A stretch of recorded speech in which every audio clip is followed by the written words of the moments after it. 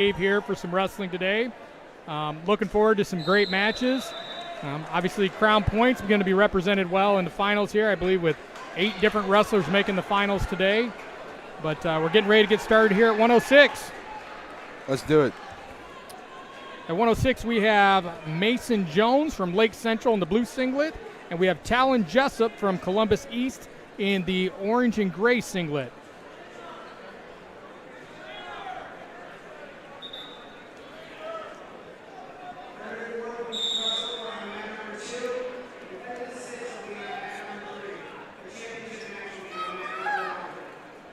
All right, both gentlemen just kind of feeling out. Oh, quick shot and takedown by Jones from Lake Central.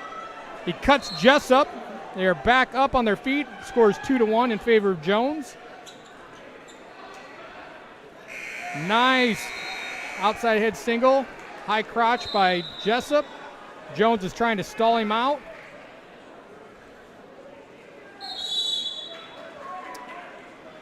Referee Troy Hahn calls a stalemate. And we are back up on our feet.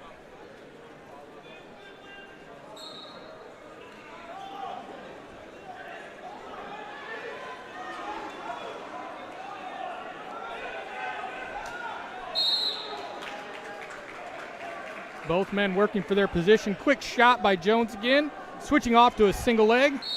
Trying to come around the backside.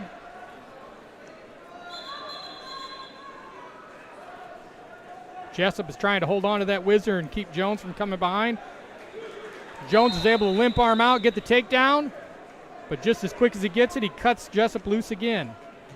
Score is 4-2 in favor of Jones.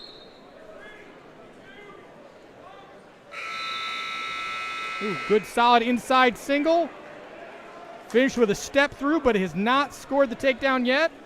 Jones has that inside, reach inside leg, and they are fighting for position right now.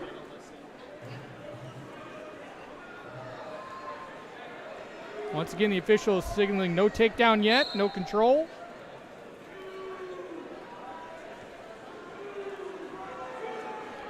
Two for Jessup.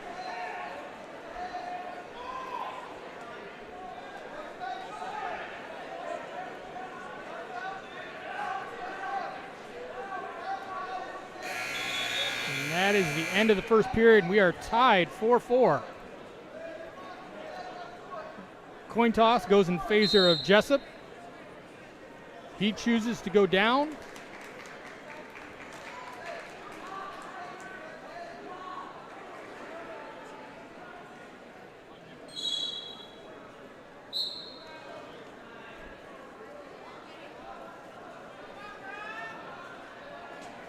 Jones working from top, trying to get a chicken wing in.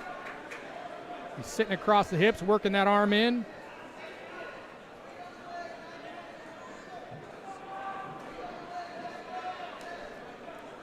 Now he's reached across underneath to the far shoulder as well.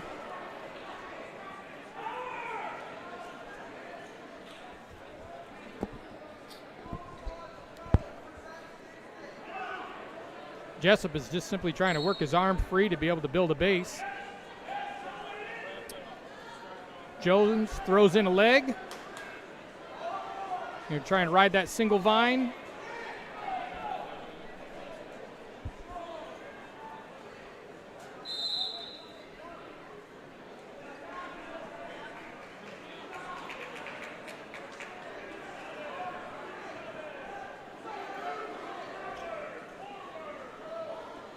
Jones works in a half on the other side.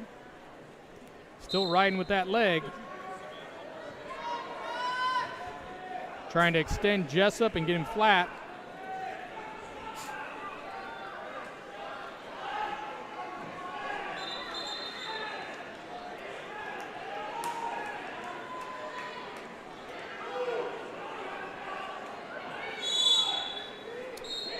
Referee calls stalemate, and they'll start back from the center.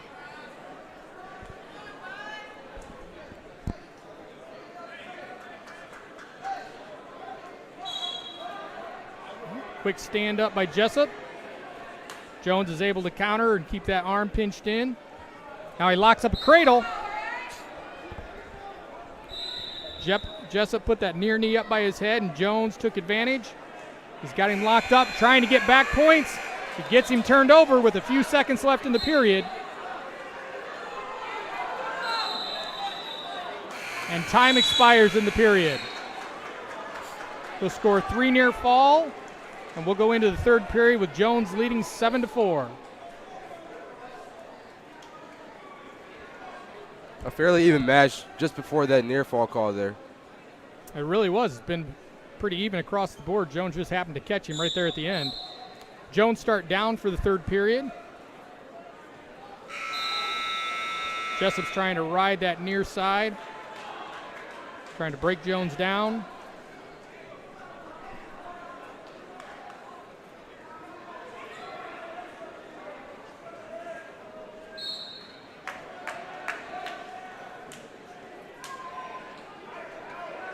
Jessup's just trying to get control of anything, and Jones is just kind of fighting him off. Doesn't necessarily feel the need to explode right now. He's got a 3-point lead.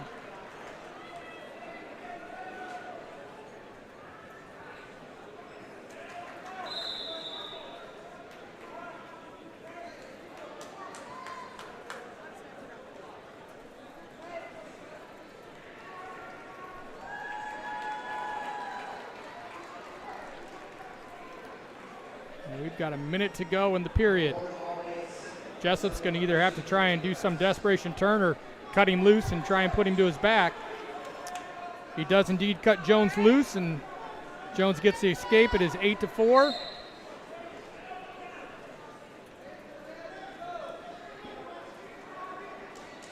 He gets in on a deep single, switches to a double.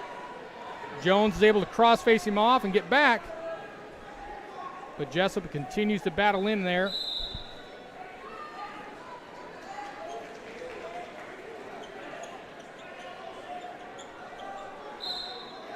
They come back to the center of the mat, 20 seconds left.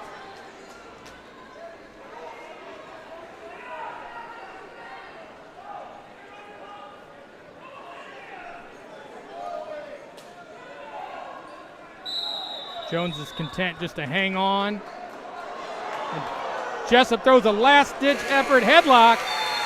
Jones is able to squeak out and come around behind for a final score of 10-4. And he wins the Al Smith Invite at 106.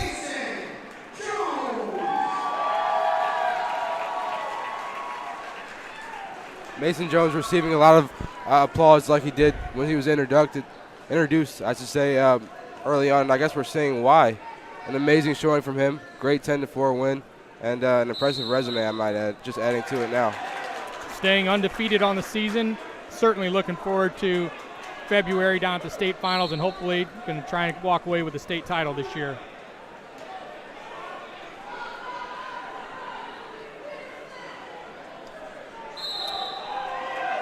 As we get ready for the next bout, we've got a 106 final here finishing up. I believe this is for third and fourth between Cathedral and Center Grove. And they got about 30 seconds left in that match.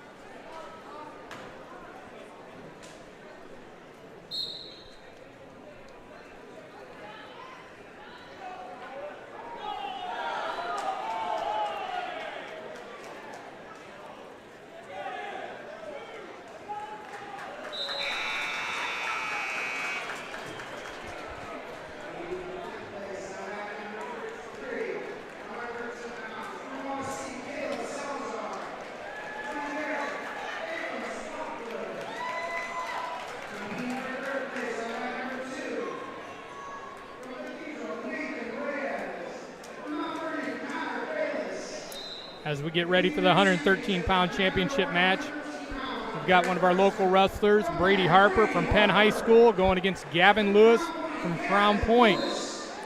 Brady's just a freshman, coming in here making the finals as a freshman. His quite an accomplishment in itself. He's wrestling a strong wrestler from Crown Point.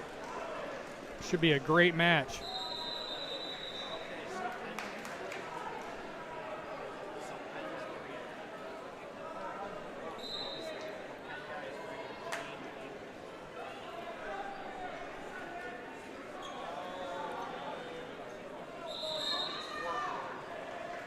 Crown Point seems to want to work on that armbar series. Some call it a Russian tie. Ooh. Harper just about had a nice little shrug by.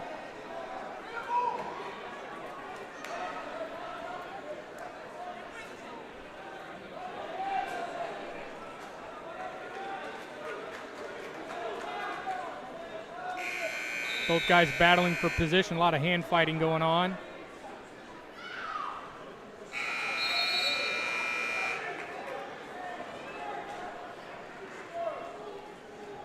Oop, long shot by Harper. Lewis has him in a front headlock. The arm up along the side and the ribs, and he's trying to work his way around Harper. He's able to get to his ankle, and he's got a cradle locked up. Harper's trying to sit through. There's no points awarded yet. Lewis is able to hook the back ankle and get the takedown.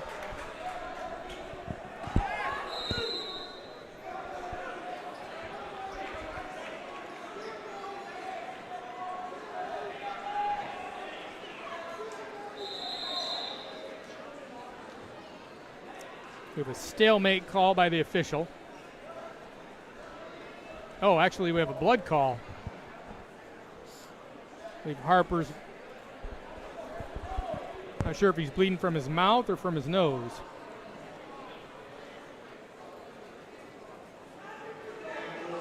Looks like his mouth. Yeah, it does look like his mouth.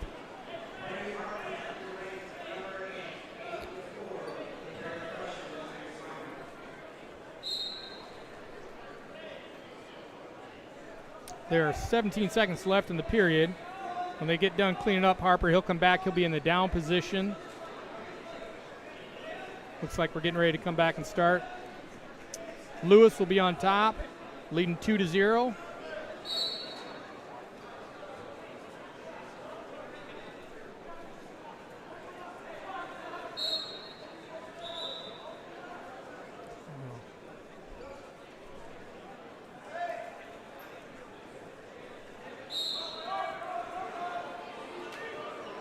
Harper's able to get to his feet. Lewis locks in, a front headlock, and steps on that, hooks that outside leg and does a roll through. Wasn't able to hold Harper for the count. Dangerous move there. Harper able to squeak through and not give up any back points.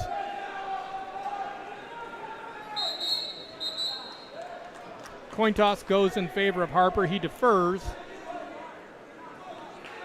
So Lewis will go down to start the second period.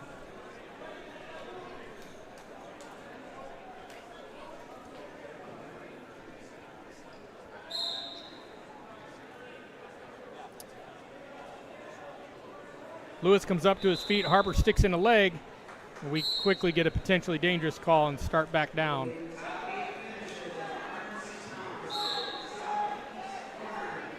Lewis very quick up to his feet. Harper decides to give him the escape and work back on their feet. Ooh. A little extracurricular shoving there on the edge.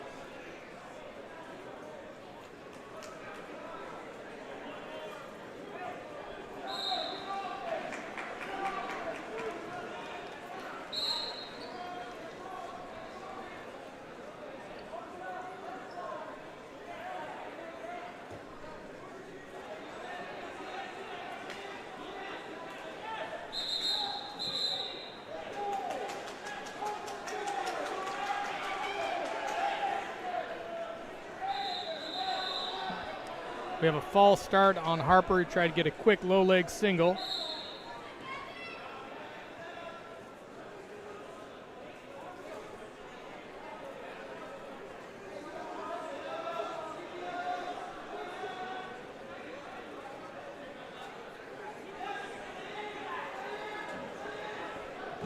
Quick little shot by Harper. Wasn't able to get penetration to the legs. Lewis was able to back out of it easily. Lewis tries a little shrug by for an inside single. Harper countered well. A little arm drag. Once again countered well by Harper.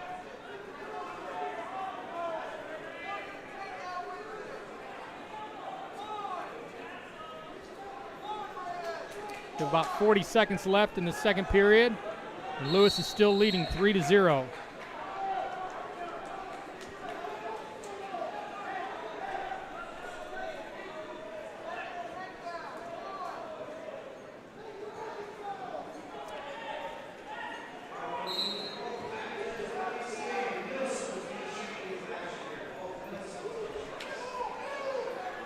Lewis tries an inside step. Harper's able to whizzer and counter out of bounds. And with 11 seconds left, we're still on our feet in the second period.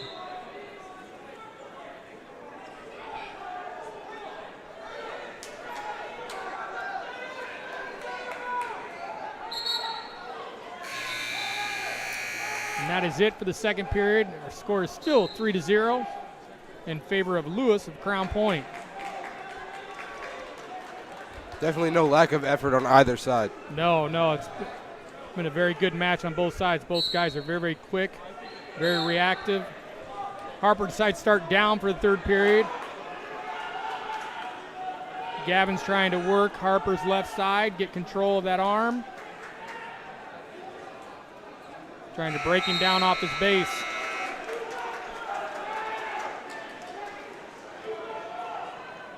Harper's just trying to get control, be able to come up off his base. Lewis is happy to hang. The referee thought that so as well and called Lewis for a stalling, gave him a caution. If he gets called again, it'll be a point.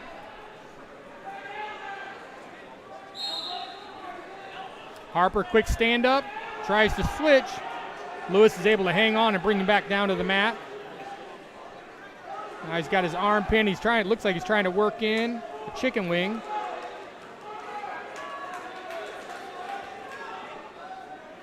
Harper just trying to work his arm free and get his hips back under him.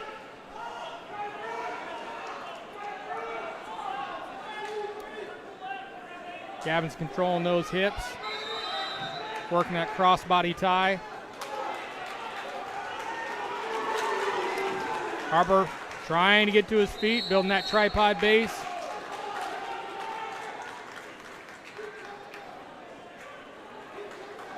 Lewis walks behind. Lewis is called for stalling. This time it's a point.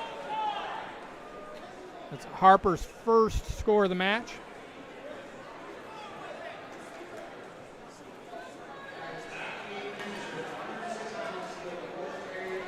There's a quick timeout as the Crown Point coach didn't agree with the call and called the official over to the scorer's table. Referee clarified the call with him. There's 46 seconds left in the match and the current score of 3-1 in favor of Lewis from Crown Point.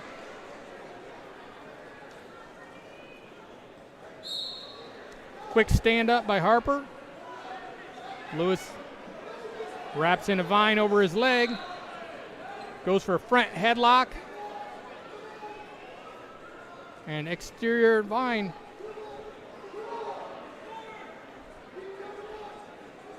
Harper's just trying to work inside to that other leg. Trying to get out. Lewis is able to torque him backwards with that exterior vine and that front headlock. But he's not able to break the plane enough to get any back points. We're down to the last 5 seconds of the match. Lewis is going to be content just to ride Harper out with a 3-1 victory. Once again, phenomenal showing from both gentlemen. Great match. Incredibly tight. Definitely got to give Harper his credit, especially getting this far as a freshman. He certainly has a bright future ahead of him.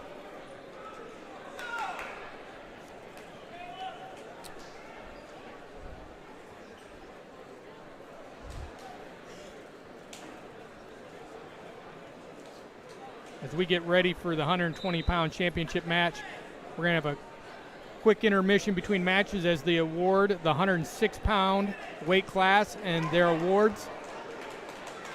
If you look over to the southeast side of the gym, you see the podium. They'll be handing out their awards. Once again, Jones from Lake Central was our champion and stays undefeated on the season as he moves towards his hopes of winning a state title this year.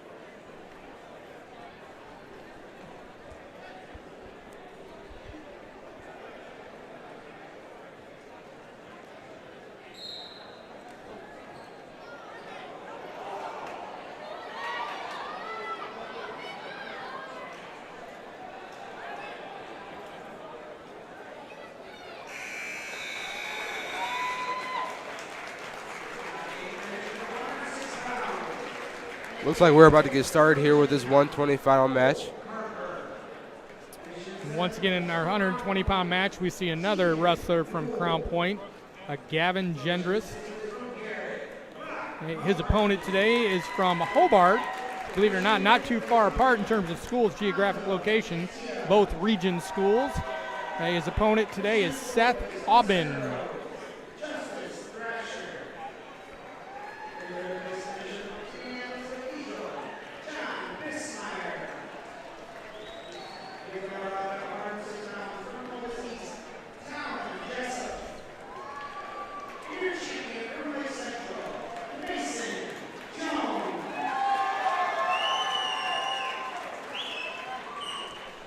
The 120-pound weight class also sees Mishawaka's first placer of the day, with Joshua Kite wrestling for 5th place over on mat 3 today. He is wrestling against Max Quiros of Chesterton. And our championship match has just started. Both gentlemen feeling each other out. Some quick action right off the bat, but no score. Gendris hits a nice duck under to an outside single, trying to work his way around back up to his feet with that leg. Aubin bails out, gives up the takedown, and Gendris takes him all the way flat.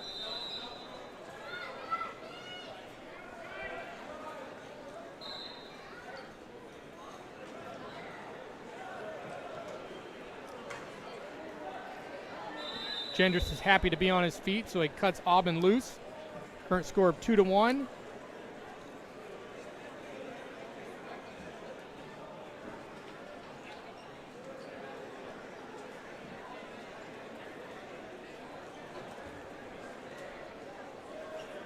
Got a high crotch single staying with that arm, looking almost to a fireman's carry. Gendris tries to go ahead and do the short side dump. Aubin does a nice job getting his legs back and blocking it off.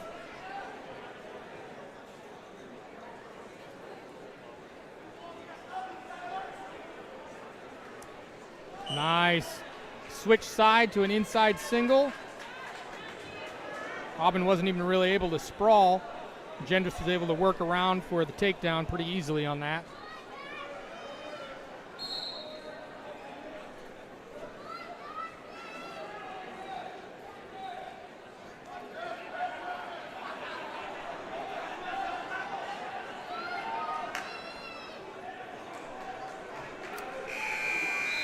Got just a few seconds left in the first period. Gendris is content just to ride out on that leg. And that is it with a score of 4-1 after the first period.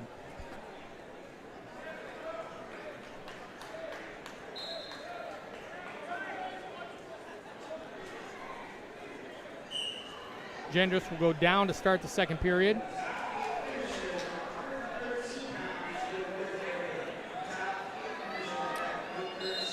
Looks like we're going to have a little bit of blood time here.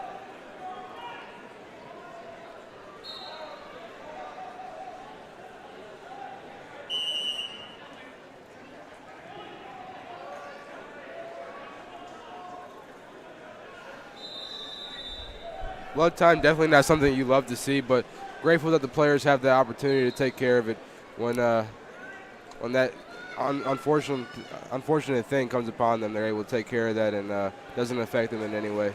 Well, unfortunately, happens quite often. Yeah. Wrestling around, get an elbow, an arm, or hand, bump you in the nose, and sometimes it happens pretty easily. Yeah, but definitely glad they're able to take care of that. And we're back in action, start of the second period. Once again, Gendris from Crown Point started down. Aubin from Hobart is just simply trying to break him down and control him. Gendris is up to his feet, working on those hands, and is able to get his escape. Now leads the match 5-1.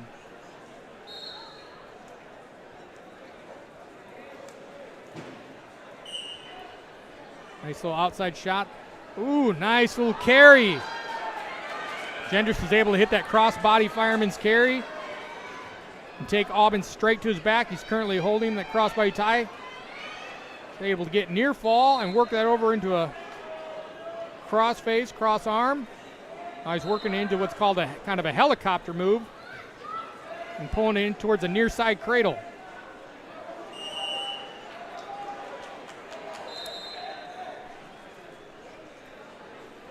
With the near fall, Gendris leads the match 10-1.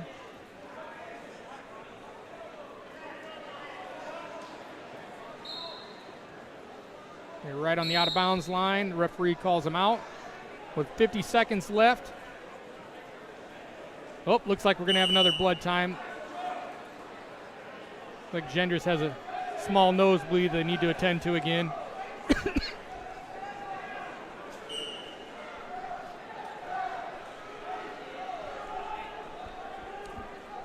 Gendris, even with these blood times, still performing very, very well for Crown Point. Doing a really nice job attacking the angles and not really, letting Aubin get centered up on him. Aubin definitely has the reach and the length on him, but once again, good wrestlers, you counteract those body differences with angles. He's done a really nice job creating the motion and getting Aubin to really move to where he wants him to. That last little short carry, inside carry that he had, he dumped Aubin right onto his back, and it all just came out of position. Not a lot of strength needed for that move, just position. Gendris decides to go ahead and signal the referee and give the escape so that we are now back on our feet with 50 seconds left.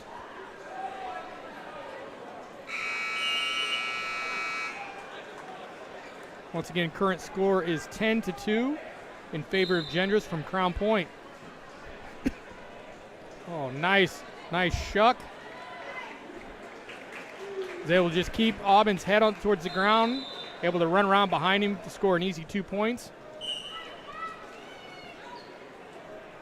He signaled to the referee that he's going to cut him loose again. The score of 12-3.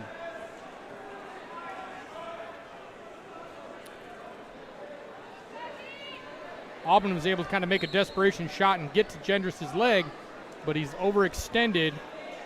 And Gendris doing a good job just keeping pressure on his head, not letting him really come up off the mat. He's able to walk around for another 2 points.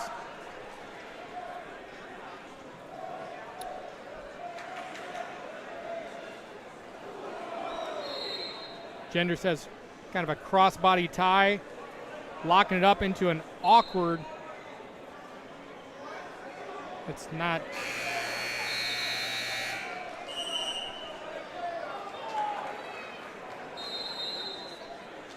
Not exactly sure the call by the official there.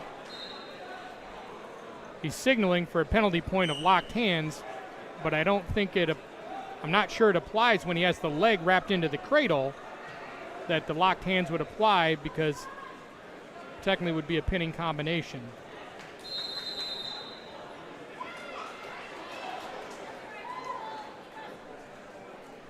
Well, the other official went ahead and agreed with the main judge, so the penalty point is going to stand. Current score is 14-4. Gendris chooses down for the start of the third period. Inside push. Stands up, gets to his feet, does an inside switch. It's not quite away from him, but we are now more of in a neutral position. However, Aubin is still in control. Gendris backs out, is able to get his escape, and then a sweet inside fireman's carry straight to Aubin's back. He's holding him for his near fall. He's got his near fall count. And as a result, it is a tech fall with 1:33 left in the third period. The final score of 20-4.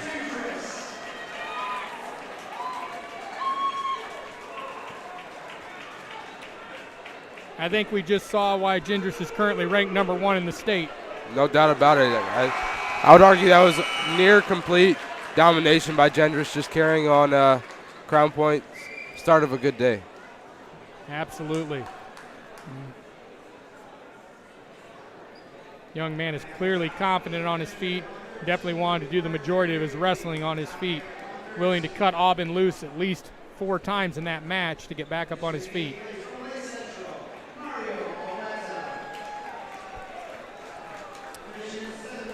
Looks like we've wrapped up all the 120-pound matches, so they will award the 113-pound weight class awards.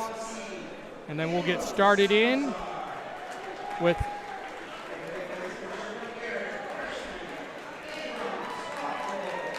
our 126-pound championship match, which our 126-pound match, we have Gavin Bragg from Indianapolis Cathedral against LT Hawkins of Crown Point. Once again, another Crown Point wrestler reaching the finals here today.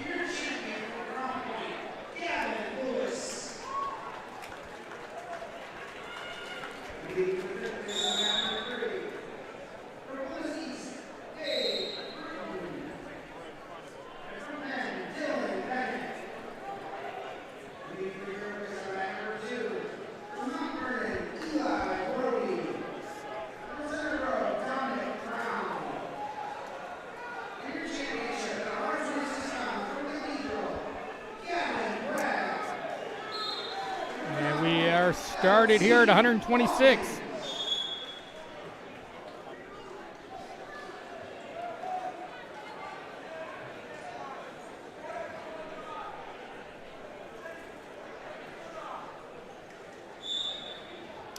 Both wrestlers just happy to kind of feel each other out right now.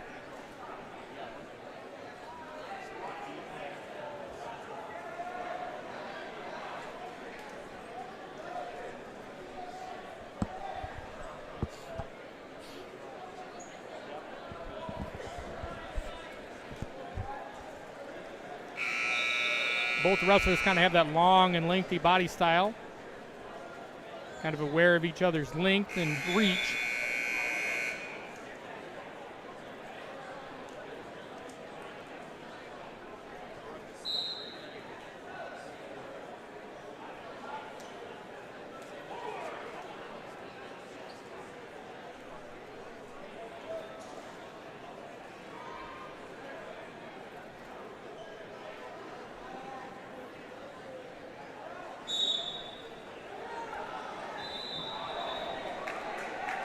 .45 seconds left, and we're still scoreless. Neither wrestler is really able to get an angle here. Nope.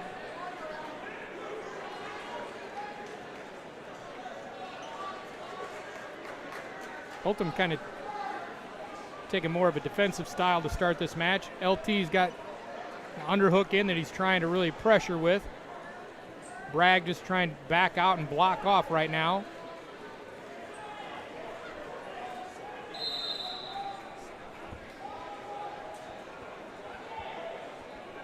We are back in the center.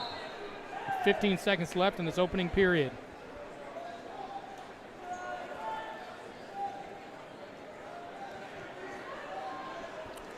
I'm surprised we haven't really seen a clean shot from either wrestler yet. Couple of reaches. A couple of tried to shrugs, but neither one has really gone into a deep shot of any sort yet. Indianapolis Cathedral wins the toss and they defer. Crown Point chooses to go down to start the second period.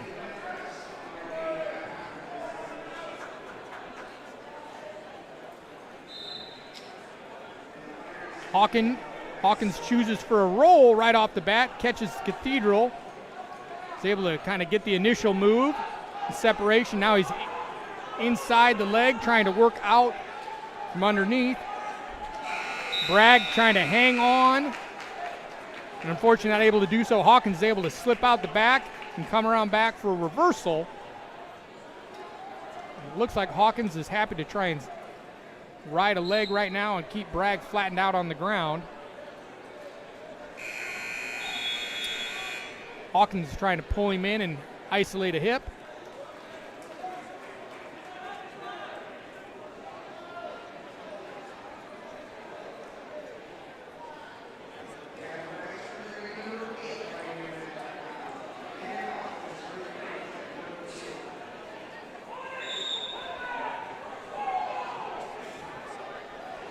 Hawkins is able to get that vine in. Now he's really trying to dig on that power half, trying to break down Bragg's base.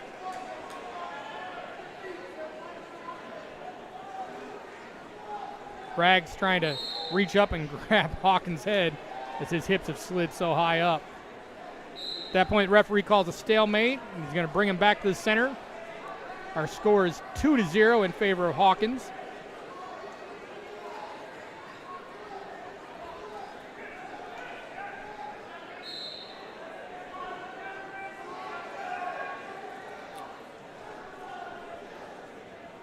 Interesting position.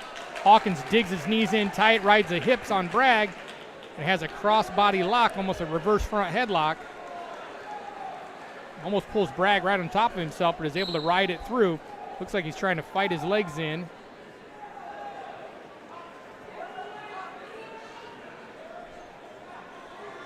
He's able to come back, isolate the hip, and break Bragg down with about 5 seconds left in the period. It appears that Hawkins will ride Bragg out to end the second period.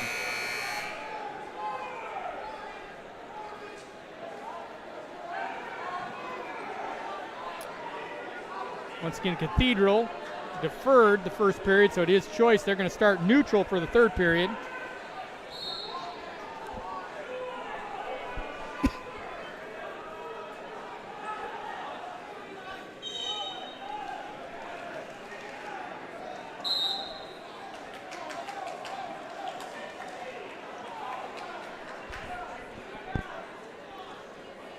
Now, LT Hawkins has the lead here, but I'm not really saying either wrestlers have an edge in this match currently. Hawkins kind of working that Russian tie a little bit. Bragg's just using head position, trying to get out of it.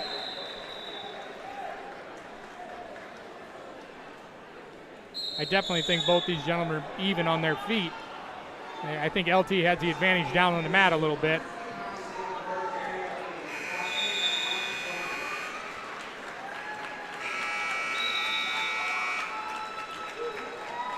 Kind of an awkward extended shot by Bragg.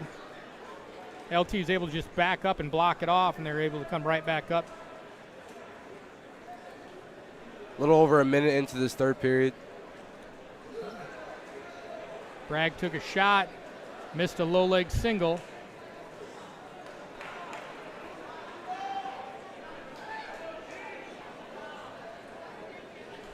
Hawkins being very defensive, kind of waiting for a mistake.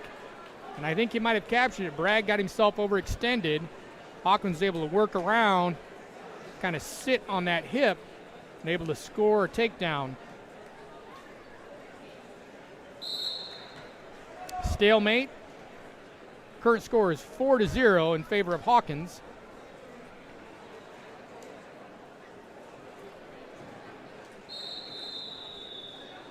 We have a false start.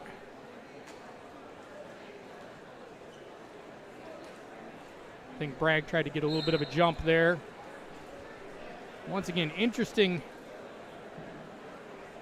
strategy by Hawkins, allowing Bragg to pop up and then kind of sinking his hips around the front, pulling him backwards on top of him. He's able to get the count, is able to break it, get the count. Score right now is 7-0, and he's also able to get Bragg into a tilt that will end the match with another 3 points, making that final score 10-0. But really, that match was very close up until the last 40 seconds. Hawkins is able to score that last takedown and then get 2 sets of back points.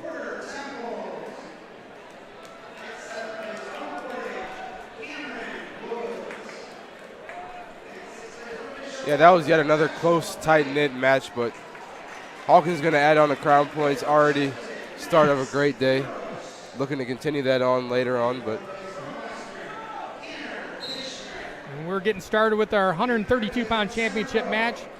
We have Eddie Goss of Center Grove and Hayden DeMarco of Chesterton High School. This was a very heated introduction today, with the men standing nose to nose, literally jawing at each other before the match even started. So I think everybody's kind of looking forward to this match, thinking it's going to be a good contest. I'm certainly looking forward to it. Both wrestlers right now just kind of feeling it out, hand fighting for position.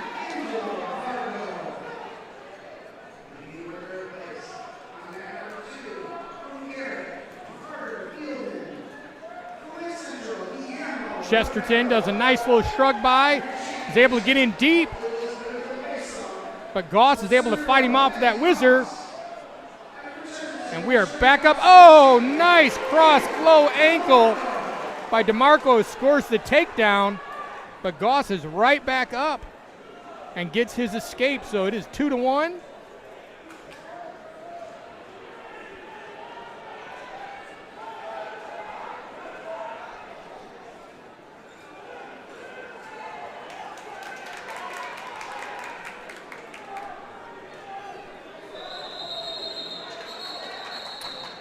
Oh, looks like we got a finger to the eye.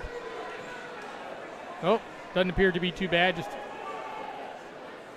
we'll get him restarted here.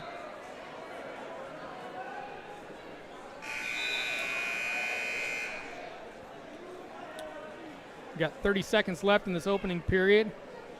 And right now, DeMarco is in the lead of 2-1 with a swift little cross ankle takedown. I really think caught Goss off guard. I thought he got himself out of trouble with that whizzer. And DeMarco reattacks and really did a nice job taking him down.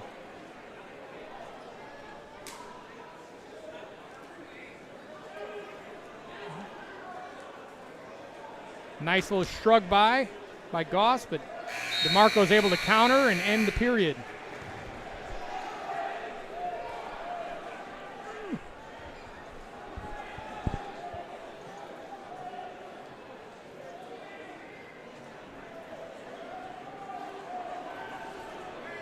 Goss wins the toss and decides to choose down to start the second period.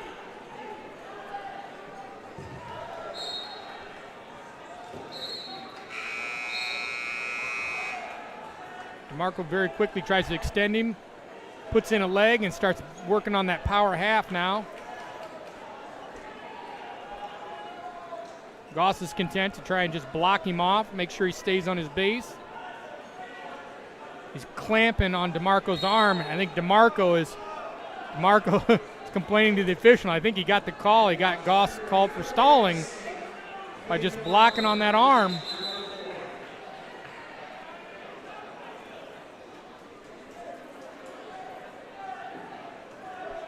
DeMarco's really working on that power half.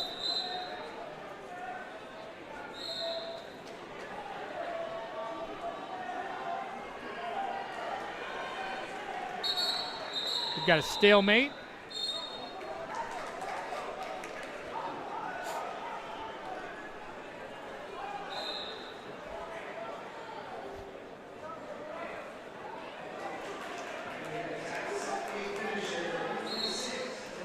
Back in action. Goss tries an inside turn.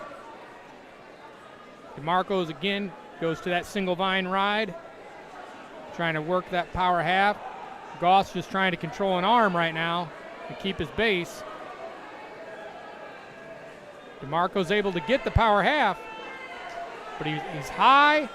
Goss is really pulling, trying to slide him over the top.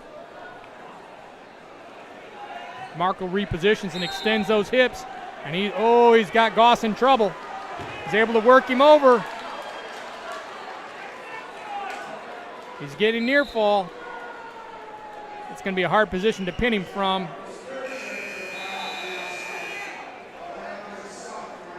But he got 3 near fall, extending his lead to 5-1 over Goss from Center Grove.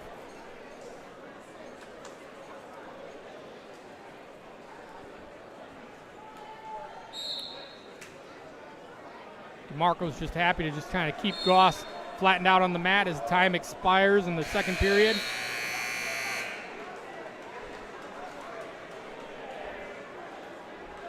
As we go into the third period, DeMarco decides to go down.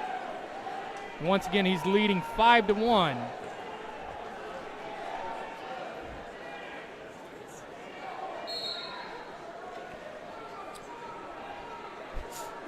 Very similar styles these wrestlers both have. Yeah. Goss decides to try and throw the single vine on DeMarco and extend his body, and again, power half.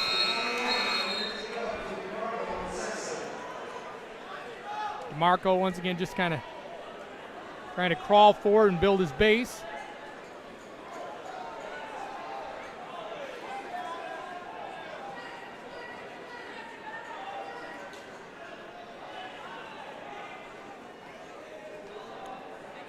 Goss is able to pull DeMarco's arm up across his back, but he's not able to hold it there. Oh, he is. Now he's trying to work him over. DeMarco's able to slide his shoulders back. Got that arm caught across his back. We get a stalemate call with 1:05. DeMarco's coaches are telling him, get up off the mat. Don't stay down on the mat with him.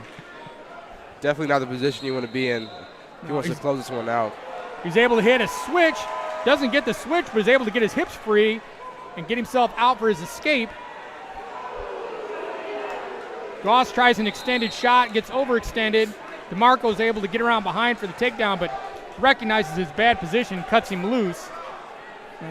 So we're currently back neutral again with a score of 8-2 in favor of DeMarco from Chesterton.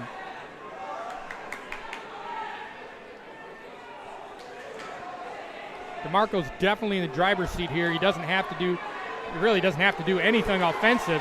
He just needs to make sure he stays in good position and doesn't give Goss any openings. About 20 seconds left. Goss goes in for double unders. DeMarco's just trying to keep his hips back and stay away from getting thrown. 5 seconds left. It's desperation time. Goss tries a lateral drop, but DeMarco is able. We've got some extracurricular activities going on between Goss and DeMarco.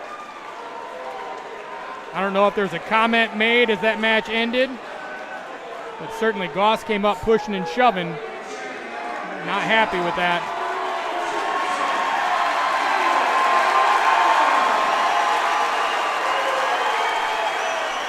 A lot of emotions going on. Yeah.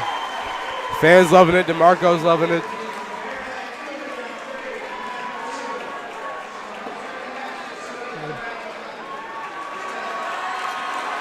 I believe DeMarco keeps his season unblemished, undefeated as he moves hopefully towards the state finals. Hey, that certainly could be a rematch down at the state.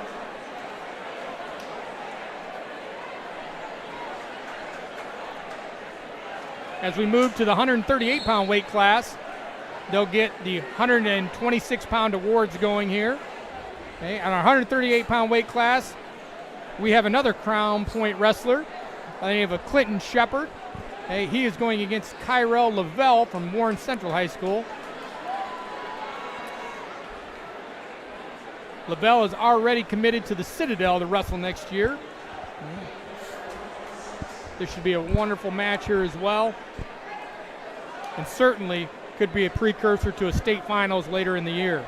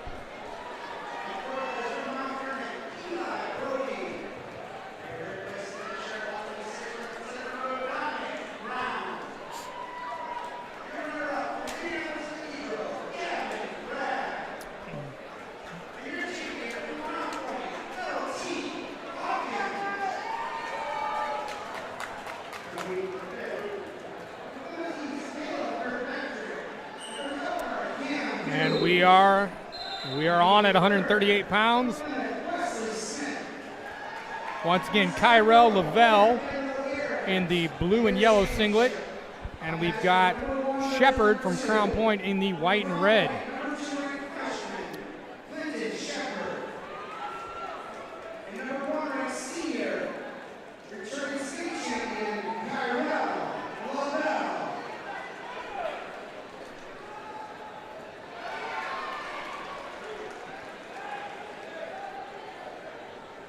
Both guys just feeling each other out right now, trying to get position.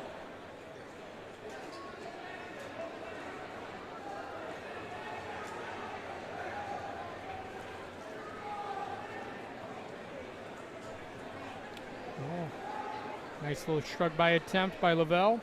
Shepard did a nice job countering. Got himself out of position there a little bit. Lavelle tried to capitalize with just keeping pressure on his head. Shepard is able to back out.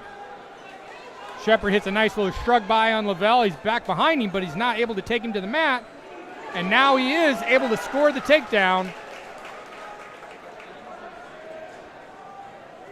Lavelle able to get back up to his feet. But once again, Shepard's able to hold on to him and keep him tight, holding position. So once again, not getting the escape yet. And with 34 seconds, Shepard from Crown Point has a lead 2-0.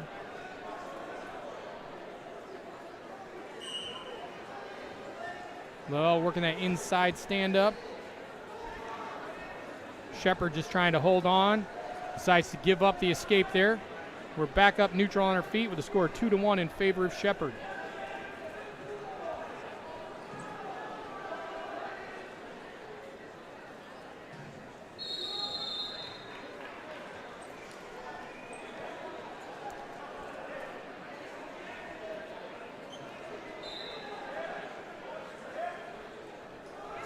Shepard is able to get in. In the last seconds of the period, Shepard is able to get in on a single leg on Lavelle.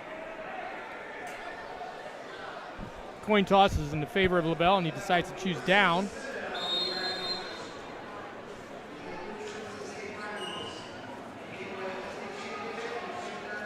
Once again, power inside stand-up, going to that tripod position. Lavelle's able to come up to his feet, now working hand control. Shepard decides to just let him go. Once again, we are tied now at 2. Shepard tries another outside shot. Lavelle is able to block it off and then tries to re-attack. Shepard does a nice job blocking him off, and they come back up to their feet. Lavelle does a nice shrug by, is able to get around the corner. However, Shepard is able to get all the way outside.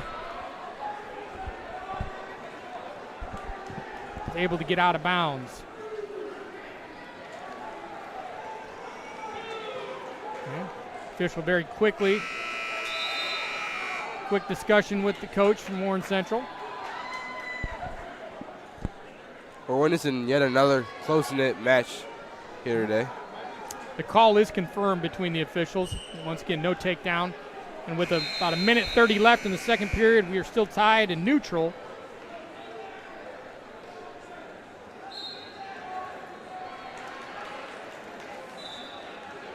Once again, both wrestlers just trying to fight for position. Quick shot by Shepard. Lavelle is able to block off.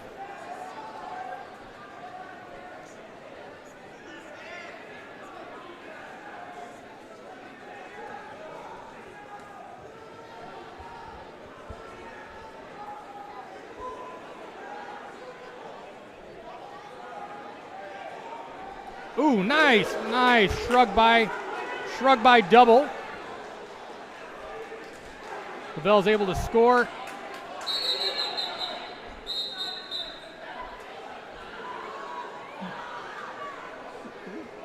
Nice little scramble.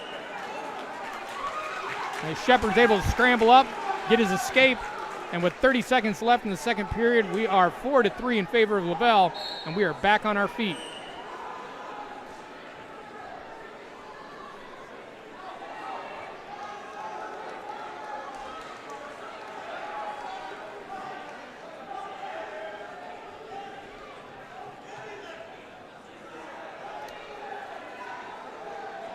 Shepard's trying to get some inside control, but Lavelle's blocking him off.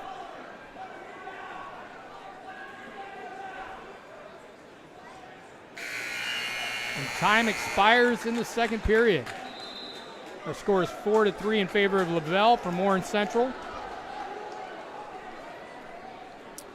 The start of third period, Shepard will choose the down position, trying to get that quick escape and hopefully tie the match back up at fours, which he is able to do.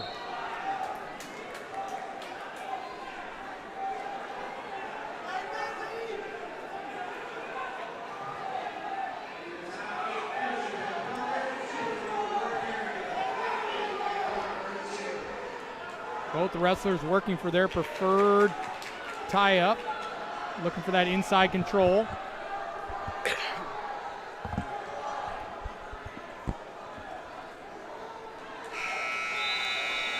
Attempted a little shrug by Lavelle. Shepard does a nice job countering. Lavelle digs him in. He's got double unders, and Shepard's kind of running for his life right now in bad position. Able to get to the edge of the mat. And we are neutral.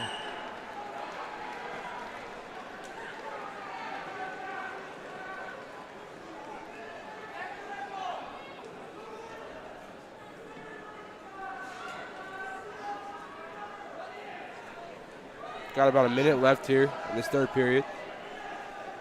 Shepard now trying to work some inside underhook ties. Lavelle's kind of circling out of it.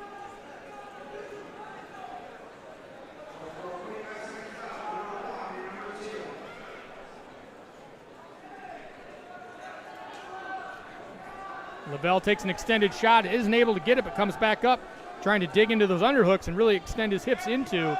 Shepard trying to get him off balance. I think Lavelle's coaches wanted a stalling call there. Once again, we have 30 seconds left in the third period, and we are tied 4-4. Lavelle really trying to work that inside tie. Now Shepard is.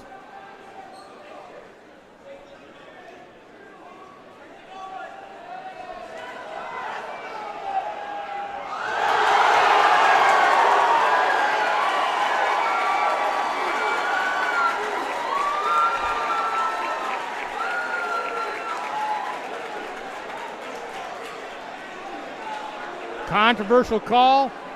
Lavelle's pushing hard. Crown Point steps in and throws him. Okay.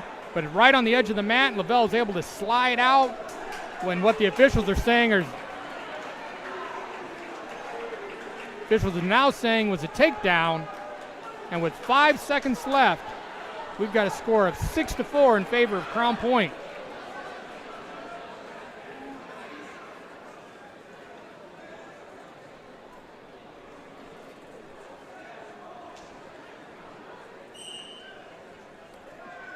Crown Point is going to hold on to win 6-4 against the reigning state champ, Kyrell Lavelle from Warren Central. Once again, wonderful match. And what a last-minute turn of events there. Sometimes it can be that quick. Yeah. Within 5 seconds, the match was decided. Crown Point has yet another wrestler with their name on the jersey, on the singlet rather, getting the win there. So far, that's kind of a clean sweep for Crown Point in the finals today. Yeah. All of their wrestlers that have made it have won their matches. As we get started to get ready to start the 144-pound weight class, we've got our 132-pound champions, award winners being awarded over there. In our 144-pound championship match, we have Reese Courtney of Center Grove versus Christian Arbery of Warren Central.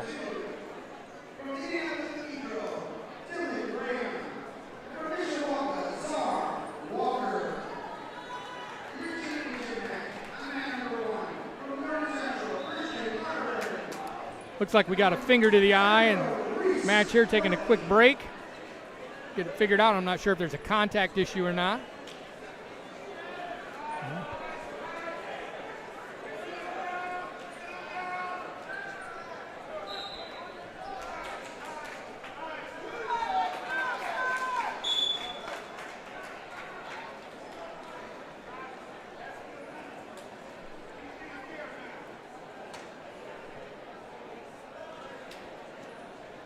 Once again, both wrestlers just kind of feeling each other out right now. Kind of wonder if these guys have wrestled each other before, since Center Grove and Warren Central are in that Indy area.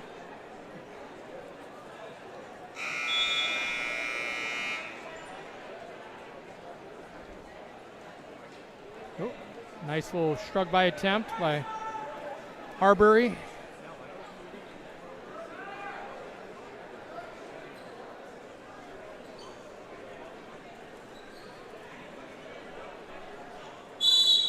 About 45 seconds left in this opening period and still no score.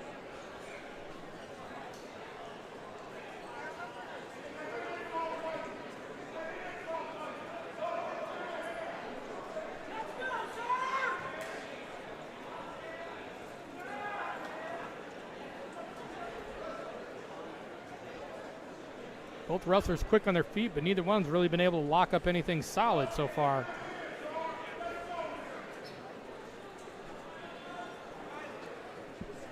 Still scoreless with about 10 seconds left.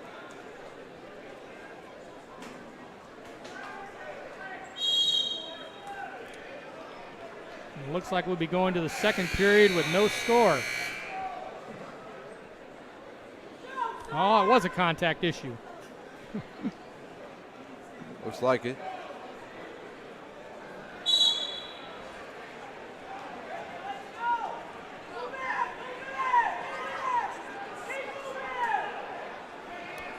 Coin toss is in favor of Warren Central for Arbery. He is chosen down to start the second period.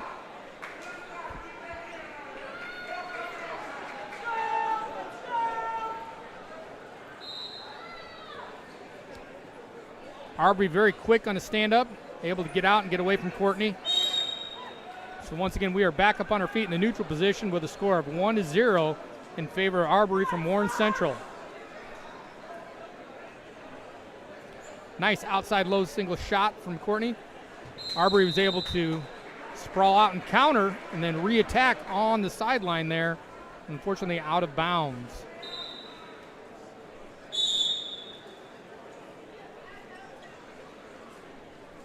Nice little drag to the single. Arbery was able to get his hips back and counter.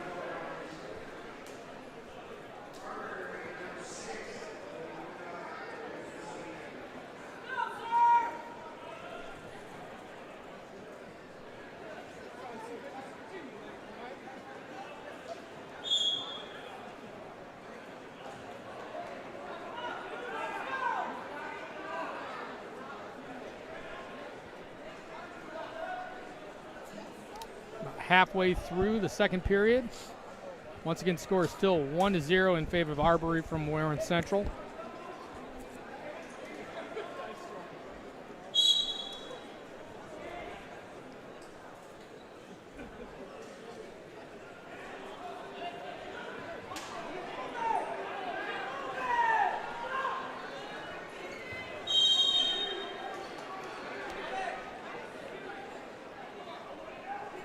Got some great action right on the edge of the mat. Some counter shot action. Okay, but once again, neither wrestler is able to really get into a scoring position. So we are back to the center of the mat in neutral position. Incredibly even match we're watching right now.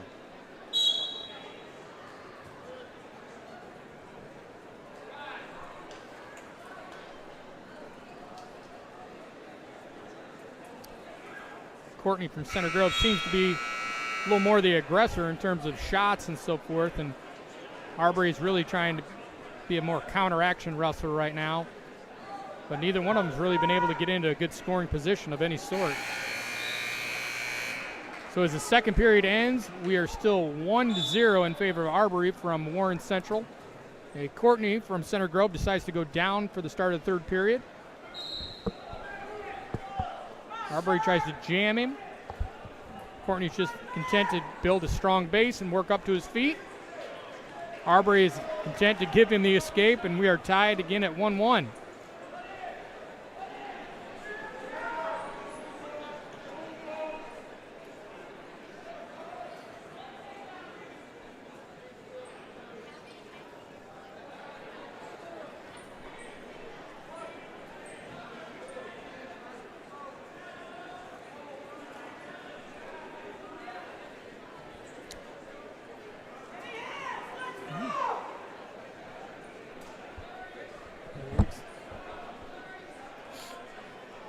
Both guys just once again feeling each other out, trying to get each other into position. Kind of the way we spent the last several minutes of this match already. Yeah. Still tied at 1 with a minute left in the third.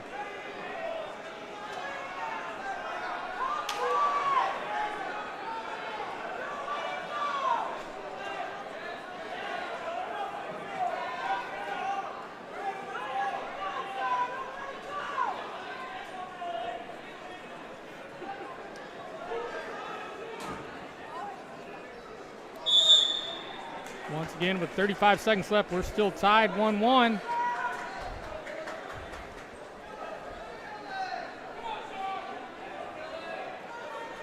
Good chance that this match might be headed to overtime here, since the guy looks like they're going to end up giving up a takedown here in his last 20 seconds.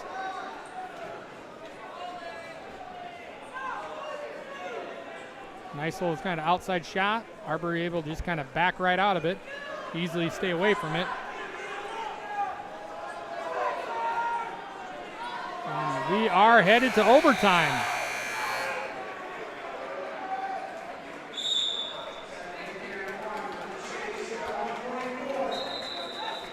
We have a caution. Caution red. A little bit of a false start there.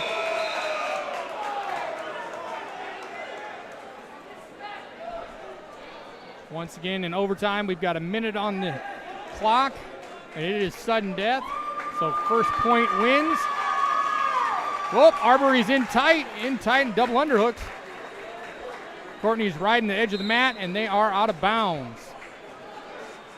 Once again, 39 seconds left, and once again, this is sudden death, so whether it be a takedown or a penalty point, first point scored wins the match.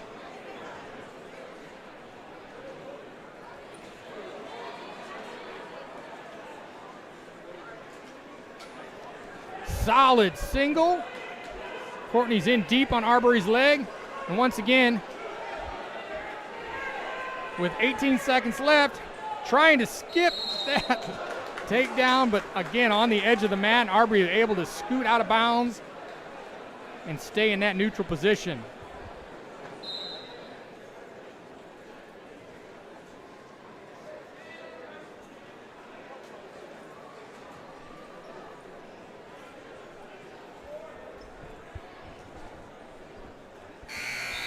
And we are in double overtime. And coin toss and double overtime goes in favor of Courtney from Center Grove.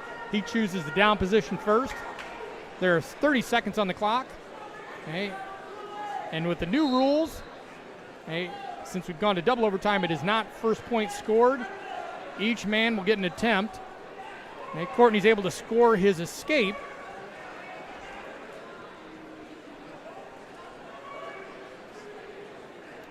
We'll wrestle out the remainder of this 30 seconds. There's about 10 seconds left. We're on our feet.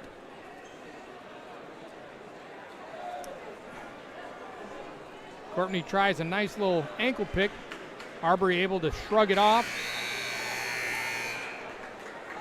Now it's Arbery's turn to go down. Once again, if Courtney's able to hold him down for the 30 seconds, he's able to win the match. But Arbery's very quick to his feet and gets his escape within 4 seconds. So once again, we're still 2-2 in double overtime, and we are still on our feet.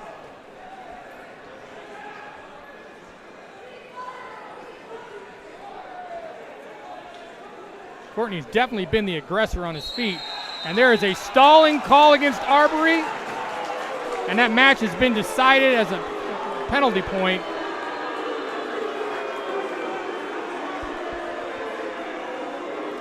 With your champion at 144 pounds, Reese Courtney of Center Grove. A lot of smart play by both wrestlers as it went to double overtime. Arbery definitely not happy with that call there. Neither is part of the fans here in the cave, but Center Grove wrestler Reese Courtney is your champion at the 144 weight class as we move on.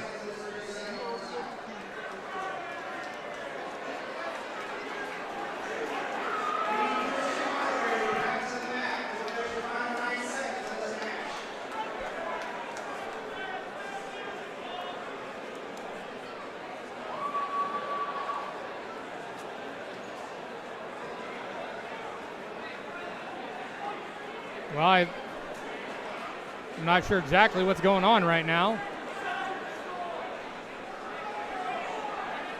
The official awarded the penalty point, but I think the issue with the call was the fact that they hadn't awarded the caution to go first. So we are still technically tied 2-2 with 9 seconds left in this second double overtime period.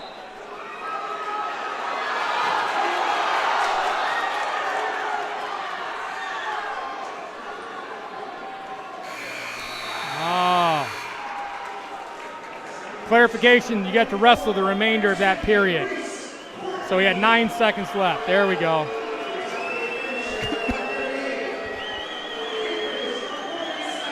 Interesting end to that match. Not certainly something you see very often. No, not at all. Double overtime period. But that is one of the rule changes that's happened down the road a few years ago, where you wrestle out the remainder of that 30 seconds, even if there's a score during that. That first overtime period is a sudden death, but the 30 seconds after it are not.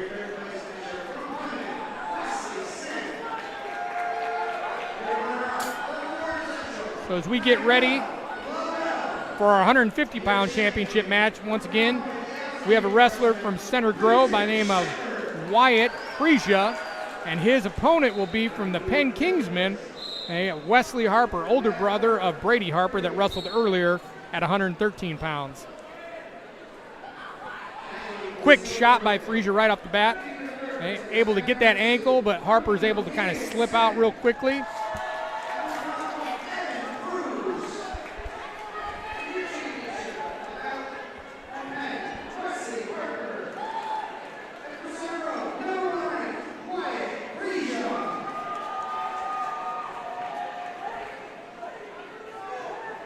Frisia is able to do a nice little head bob and get in on an outside single. He's got Harper's leg up. Harper's in a whizzer. Harper trying to hold him off, fend him off, but Frisia is able to step in and trip through and take Harper to the mat. Frisia tried a nice little roll through tilt. Harper was able to fend it off and almost keep Frisia on his back. Frisia is content to be back up on his feet and cuts Harper loose. And with a minute left in the first period, we are a 2-1 score in favor of Frisia. Harper's able to get in on a single. He's able to get Frisia's leg up off the mat. Unfortunately, working the sidelines, and they are out of bounds.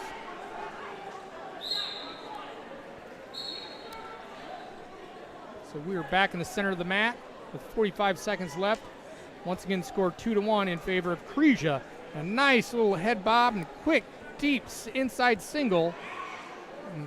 Creja is able to dump Harper on his butt and get the 2 points. Creja doing very well so far. Creja's really kind of dominating Harper and able to get him turned over and pinned him with 20 seconds left in the first period. That's our first fall in the finals as of today. Once again, the fall comes in a total of 1:40 for Wyatt Creja from Center Grove, who, as they announced earlier, will be continuing his wrestling career at Purdue University next year.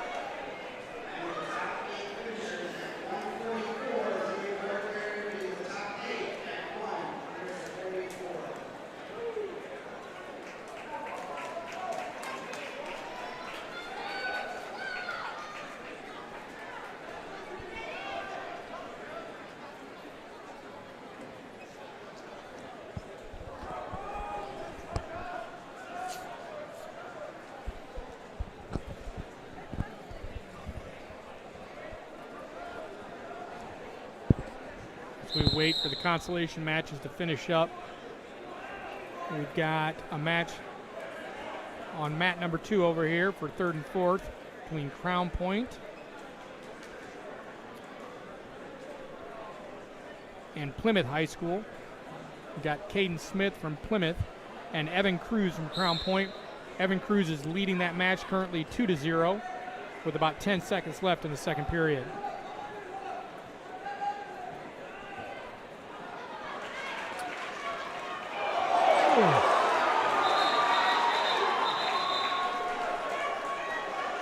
Caden Smith is able to get a quick escape and hits a spear double while Cruz really wasn't paying attention, backing off. He was able to hit Cruz, unfortunately, right in the face with the top of his head. And Cruz is not sure if he's out cold. I think he's moving around, but he's definitely stunned and dazed.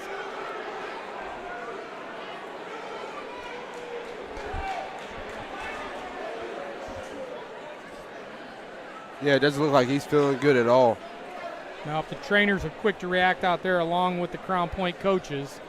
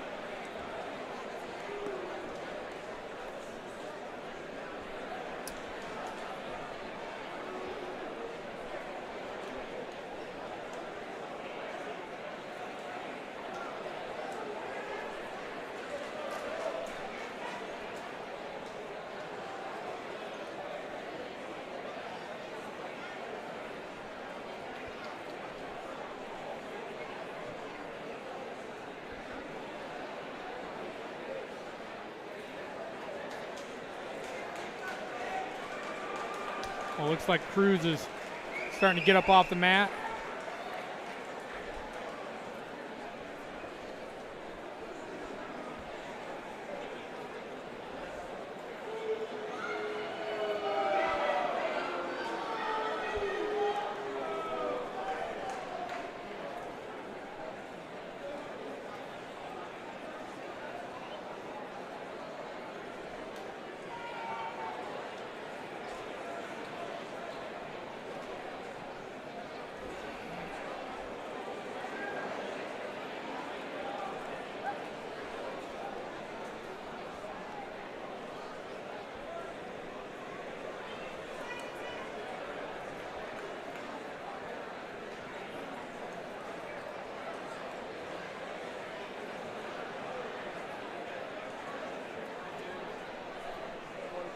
be a good time to maybe move it, because I don't know how long it's going to be.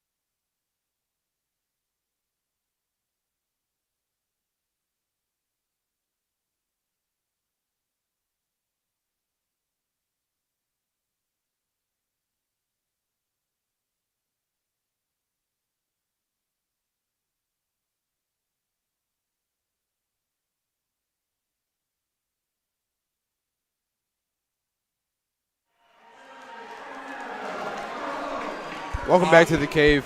Had a brief pause there.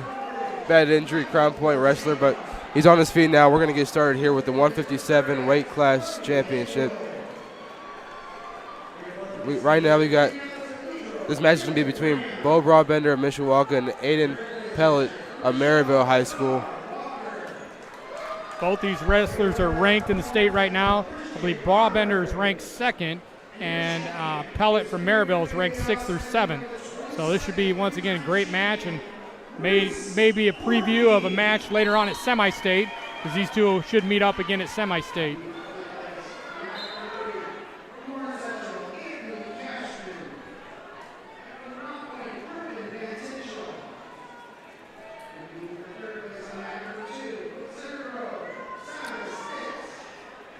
Both guys just kind of feeling each other out, looking for their tie of choice. Broadbender tries a nice little shrug by. Extended shot, is able to get in on the double, and is able to work it around and score the takedown against Pellet. That was a really long shot by Broadbender, I should say. Able to pick up Pellet up off the mat, is able to take him back down right on the sidelines, trying to look for that Turk and turn while he's up in the air.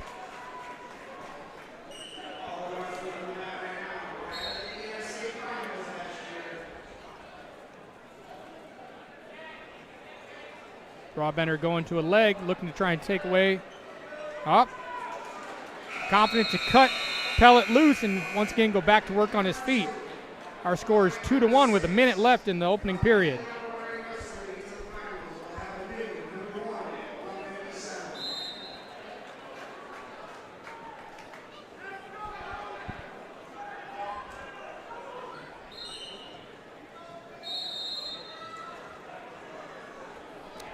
Maryville tried a nice little shrug by.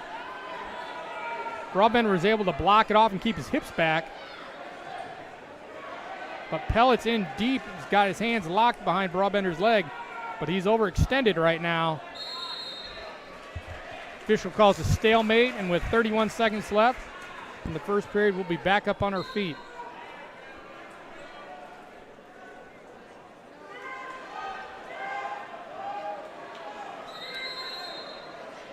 Oh, interesting call right off the bat. Pellet is able to push Broadbender straight back off the mat and got a stalling warning from the official. So Broadbender has been warned for stalling in this opening period.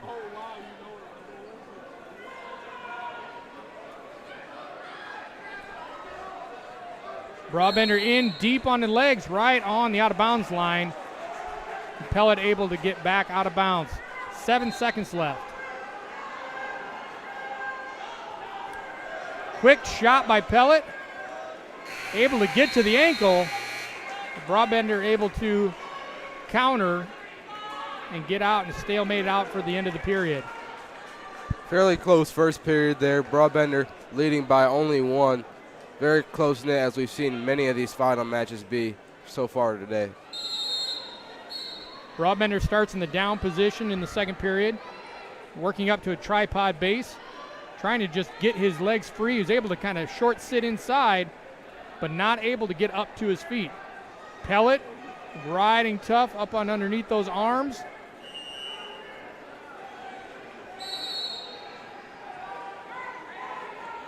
That crossbody ride and really keeping a lot of pressure on Broadbender's shoulders, trying to keep his head on the mat.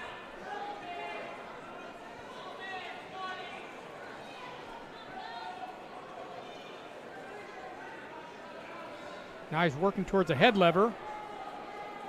Broadbender's got to build his base, work his hips up. Pellet's doing a good job keeping pressure forward, keeping Broadbender's head on the mat. Works his arm, trying to work his arm up to an arm bar.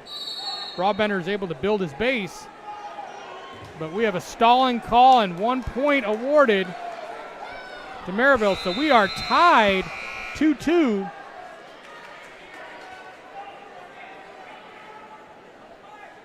Pellet's hanging on to that leg. Broadbender's trying to work behind, is able to get the reversal. That's two. Two reversal. Broadbender in control now and gives the one escape. Once again in the lead, 4-3 with 25 seconds left. Broadbender takes a long extended shot. Pellet tries to spin around. Broadbender's able to follow him and catch him off balance and score the takedown with 10 seconds remaining in this second period. And it looks like Broadbender is going to be content to just kind of hold him out, ride him out on the mat. That's going to do it for the second. Broadbender leading by 3, score 3-6. Some good play by Bo there, but also some fight by the Maryville wrestler, Pellet. Pellet starts the match in the down position, or starts the period, I should say, not match. Quick stand up right to the out of bounds line. Broadbender's able to follow him out, taking him back to the mat right at the out of bounds line. So they'll go back to the center with 1:55 remaining. Broadbender looking to try and catch that cradle. Wasn't able to. Pellet was able to extend it. Able to get out and get his escape, and we are a score of 6-4 with 1:40 left in this third period. Pellet with a quick shot, got to the ankle of Broadbender, was trying to work out the backside. Broadbender just trying to clamp him down and keep him in front of him. hopefully working towards a stalemate.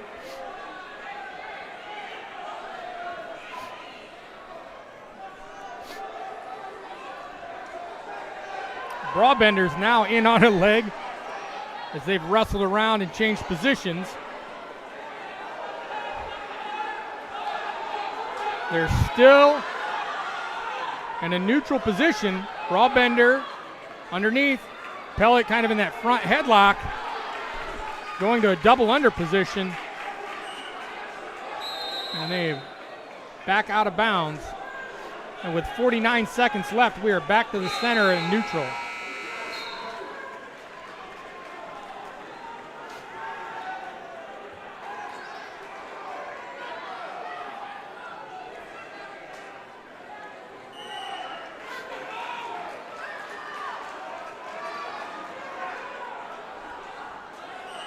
Broadbender on his knees trying to shrug by. With 27 seconds left, we are still 4-6. Broadbender's got to be careful. He's already been cautioned for stalling twice, giving up a point once. Can't really afford to be backing up much here.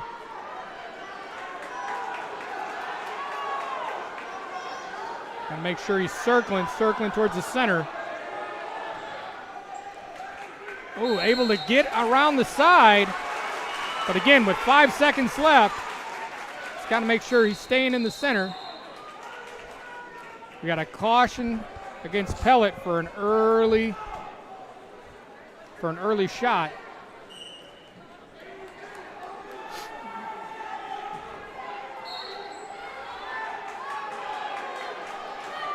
Right now, with 5 seconds left, we've got. That's going to do it there. Bo Broadbender, Ultimate Champion of the 157 weight class, going to take down Adrian Pellet. Great win for Bo. Definitely adding on to what will probably be a great year for him and a great high school career. Yep, definitely a precursor match for about a month from now when they will probably meet up at Semi-State over there, which is usually hosted in Maryville. Once again, be looking for that rematch. But it also looks like Broadbender's probably going to take over the number 1 ranked spot in the state, considering the previous number 1 ranked wrestler was here as well and was wrestling in the semifinals.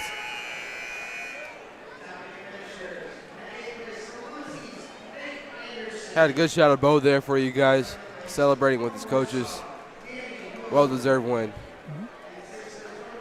As we get ready for the 165-pound match, they are awarding the 150-pound wrestlers. Once again, you see Wyatt Cresia from Center Grove there getting his award.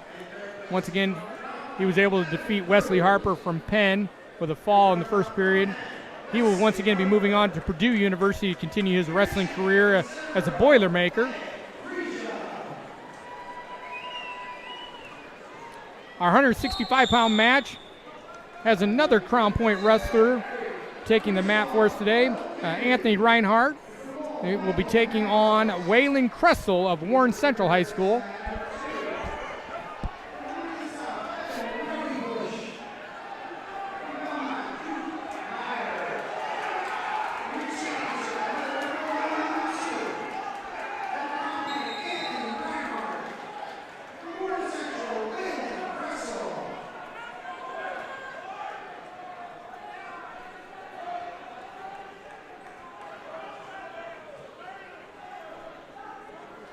Kressel's got that tight underhook with his head position. Reinhardt has got that overhook, but not really in great position. And they are wrestling right on that out of bounds line.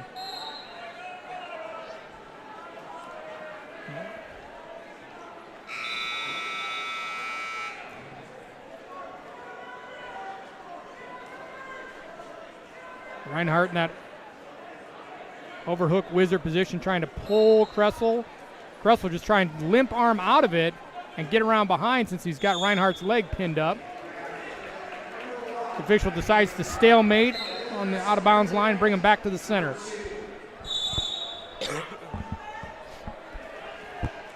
Once again, we are scoreless here in the first period with about 35 seconds remaining.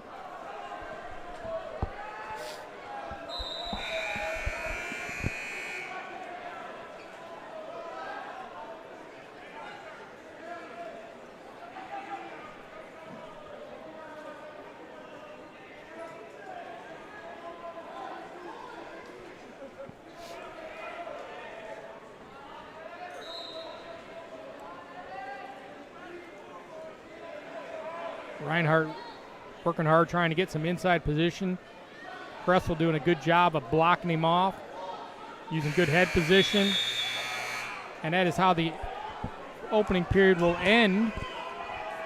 Scoreless here. Neither wrestler getting an edge on the other.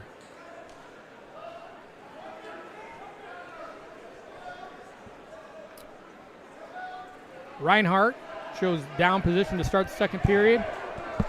And it looks like Kressel is going to use the optional start.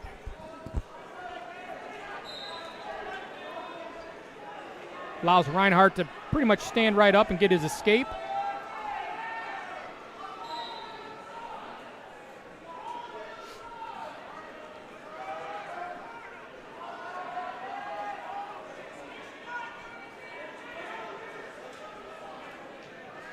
Kressel in on an inside single.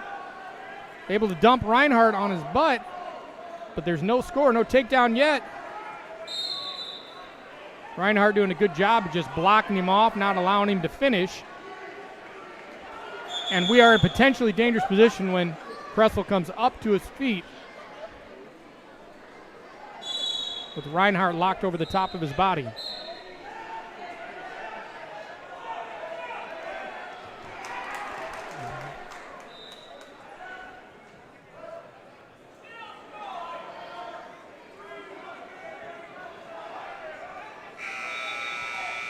Once again, Kressel's able to get in on an inside single and dump Reinhardt on his butt. But Reinhardt's doing a good job of blocking off and locking up Kressel so he can't finish.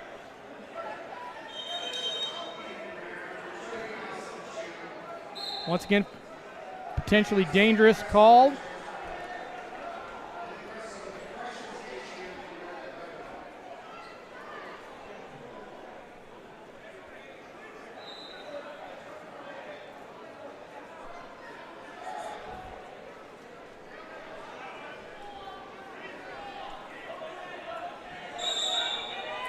Quick conversation between the coach and the officials. But we are back in action now, and once again, Reinhardt from Crown Point leads the match 1-0 with an escape at the start of the second period.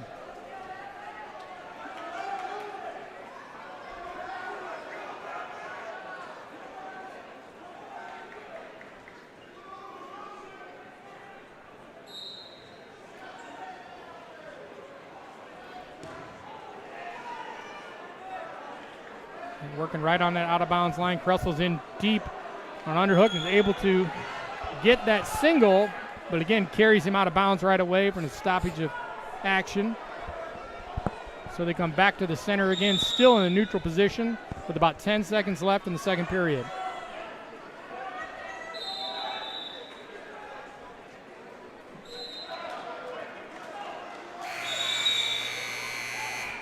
That's going to end the second period. Still scoreless between the two. Oh, I'm sorry. Score of one difference. Still only 1 point awarded to a wrestler here so far. Kressel chooses to go down to start the third period. He's able to build tripod base and stand up, but Crown Point, Reinhardt leaches over the top and they get a potentially dangerous stoppage of wrestling. So once again, Reinhardt's in the lead 1-0 with that escape in the second period.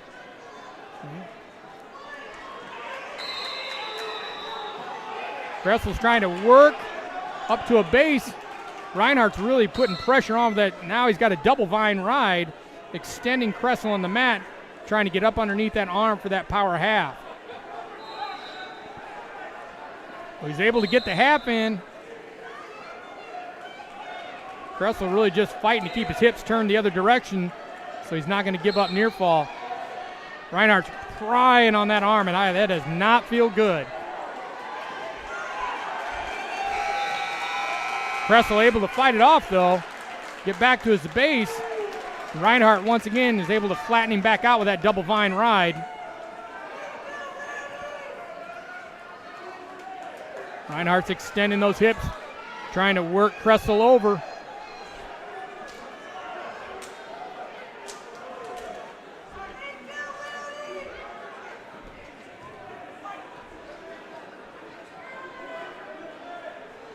Reinhardt's relentless on that power half.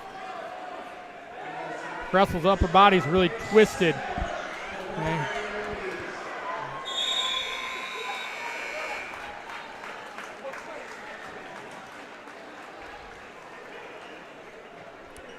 We have a stalemate, potentially dangerous call to bring them back to the center. With 27 seconds left. Get a quick inside sit by Kressel. Tries to reach up and grab Reinhardt's head. Okay, but Reinhardt's able to ride it out and sink in that double vine ride. So once again, with about 10 seconds left in the period, Reinhardt's really pressuring on that power half again. And Kressel, unfortunately, does not look like he's going to be able to get up off the mat. It's going to be Anthony Reinhardt of Crown Point going to get this match here. First place, 165 weight class here, Al Smith winner. Continuing on, Crown Point's amazing day here. Every single wrestler that they've had represent them has won their match today. Once again, it's not very often you see a wrestler be able to ride out another wrestler for 2 minutes without any stalling calls. Reinhardt did a nice job of isolating Kressel's hips, keeping pressure on him, and was relentless on that power half. Certainly a well-deserved win.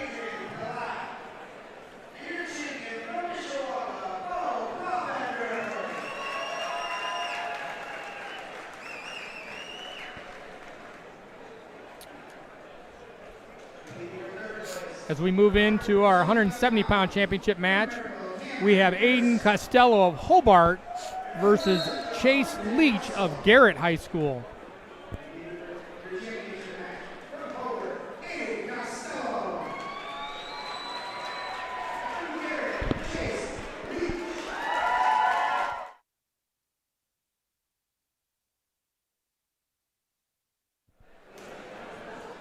All right, and we are back in action now at 175 pounds. Once again, this match has Aiden Costello of Hobart in the dark blue singlet versus Chase Leach of Garrett High School in the off blue singlet. Leach has a nice spear double, keeping his head right in Aiden's chest, and Costello's chest, I should say, is able to score the takedown right on the out of bounds line. Okay. He tells the official the optional start, so that we are back up on our feet with a score of 2-1 in favor of Leach.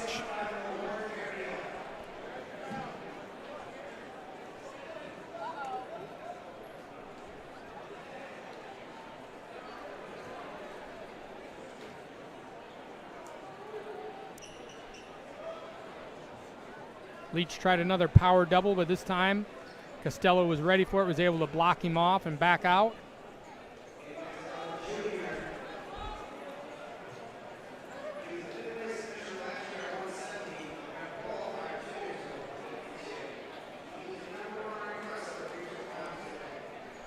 Costello trying to get some wrist control action, work into what looks like kind of a outside Russian tie.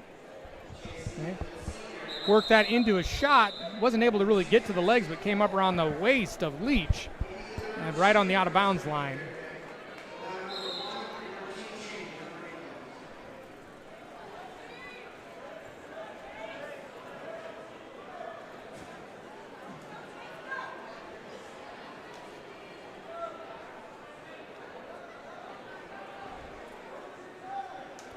Leach has an inside underhook.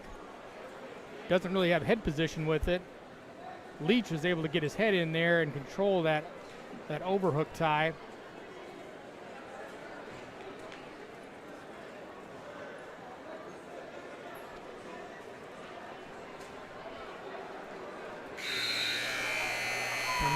That's going to end the first there. Score 2-1. Very close-knit match here. Their body styles are a little different. Costello is definitely the taller, longer wrestler and definitely has the reach over Leach, who's kind of the shorter and definitely stockier wrestler. He's been trying to use that reach to his advantage, but Leach has done a nice job staying out of anything close enough to really keep that reach as a non-factor.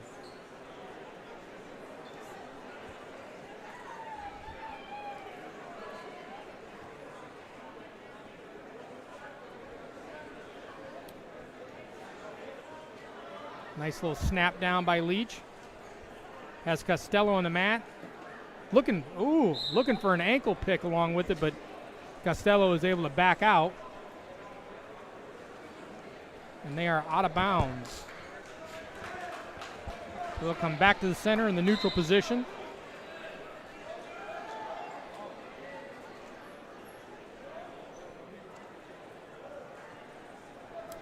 Costello goes for an extended shot. Leach is able to back him off. Now he has a front quarter. He's really prying on Costello's head, trying to work around, trying to shrug him by. Was not able to do so. Costello's reach is able to keep Leach in front of him.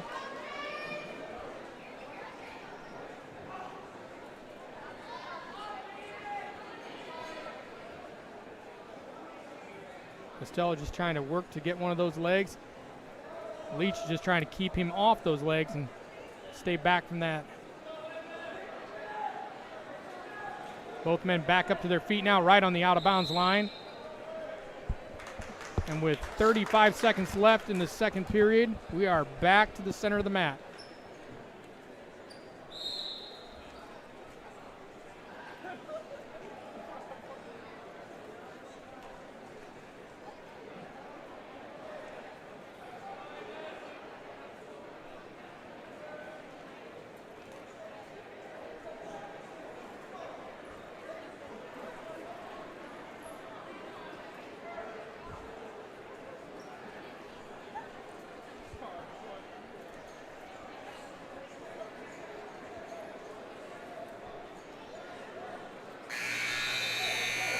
And that's going to end the second there. Leach still in the lead with score 2-1. Still extremely close. Both wrestlers definitely displaying some smart play. Kind of a chess match of a wrestling match here. Leach decided to give the optional start, told the official, so he awards Costello the escape point. So we are now tied 2-2 at the start of the third period.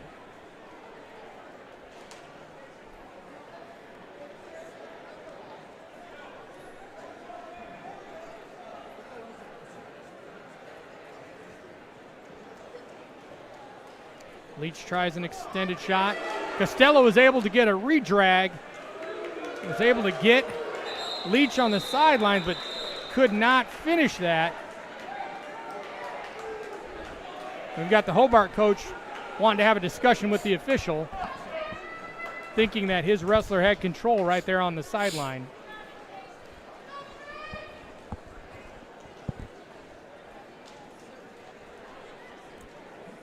Asked for the officials to confer.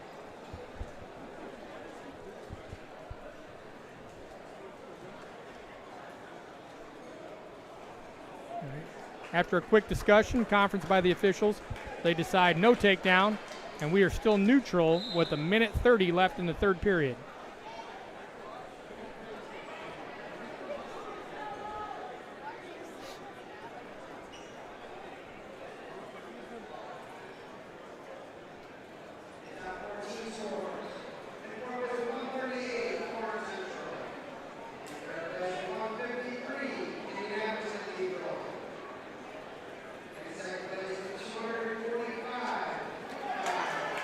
Nice, quick inside shot by Leach. He's in deep on Costello's legs, but Costello does a good job of blocking him off and just keeping him there. This is one of the areas where Costello's length really has an advantage for him. We have a stalemate call by the official, and we'll be brought back up to their feet here with 41 seconds left in this third period.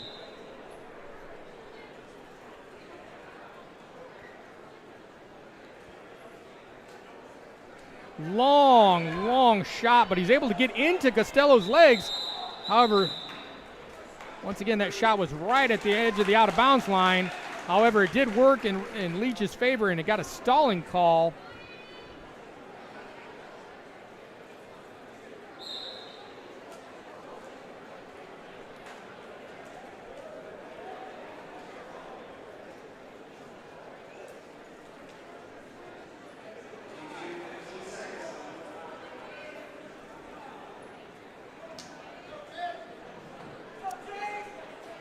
looks like we may be headed to overtime here in this match. With 5 seconds left, we're still tied at 2 with no clear advantage.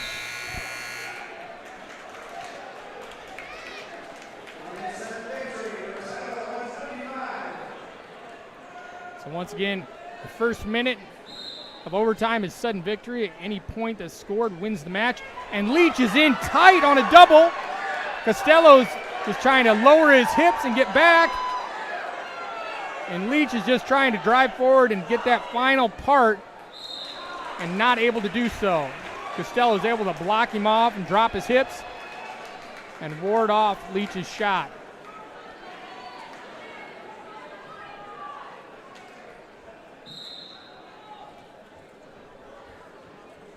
Costello in a nice slide single, trying to work out the back. Leach is just trying to clamp down and hold on to him. Costello's trying to climb up Leach's body, pop his head through. If he's able to climb up, pop his head through, he's going to be able to score the takedown. He's got able to do so.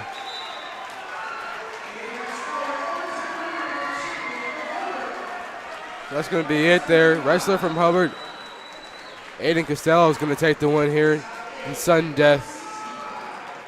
Able to get that quick point there. Final score 4-2 with that takedown in overtime. Costello is able to keep his perfect season going. Once again undefeated on the year and looking to try and capture a state title in February.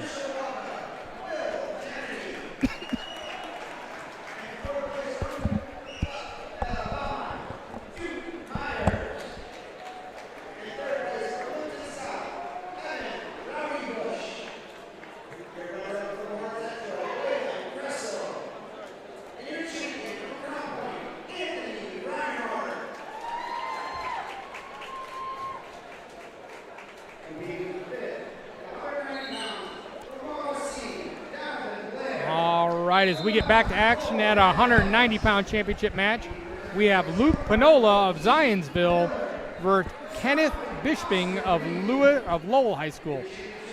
I think it's Bisping. I think I mispronounced his last name. Once again, apologize for that. Okay.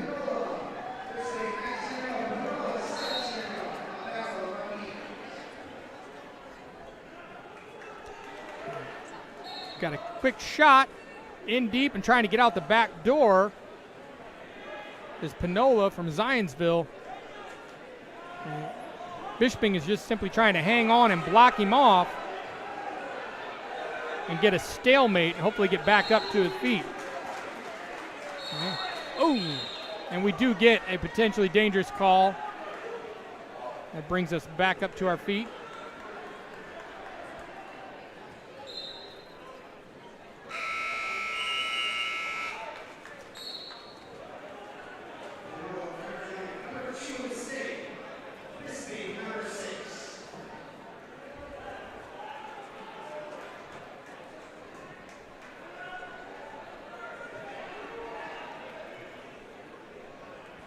Panola trying to work some inside tie with head position. Able to get to that pick single. And is able to dump Bisping on his butt right on the out of bounds line and score the takedown. Obviously the Lowell coach is not happy about that call and wants to converse that with the official.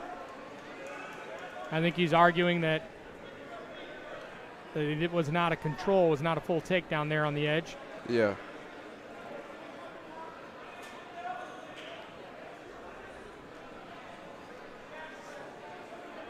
The call stands as a takedown. Okay, Panola signals to the official for the optional start. So allows Bisping to start on his feet neutral, awarding that escape point. So the score is 2-1 in favor of Panola. He's in quick on another single, head outside, trying to work his head inside. Bisping is just busy trying to keep his head down and block him off, get his leg back and out.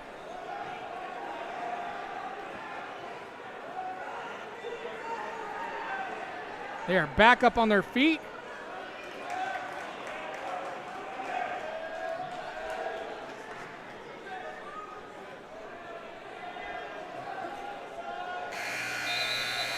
That's going to end the first period there. 2-1. Again, a very, very close win here. You got Panola leading right now, wrestling very, very well. Looking to continue that on and close this match out here entering the second period. Panola's really been the aggressor. He's had several great shots in deep, able to score on the one. Bisbing has really been playing what we call a defensive role here, counter wrestling, trying to catch Panola off balance and take advantage of a mistake, but Panola's been doing a great job. Again, started in the down position the second period. Okay. Bisbing is over the top, trying to get in the leg ride. He's able to get Panola's hips isolated and get him flattened out on the mat. Now he's looking to try and get that bar half in on the top and really work that. Panola's able to get his hips back, able to build his base. Now he's coming up to his feet, and Bisbing decides to let him go easily, making that score 3-1 in favor of Panola from Zionsville. Panola back on a leg, inside single, working right there on the out of bounds line. Bisbing able to get his hips back, block him off. Once again out of bounds, come back to the center in the neutral position.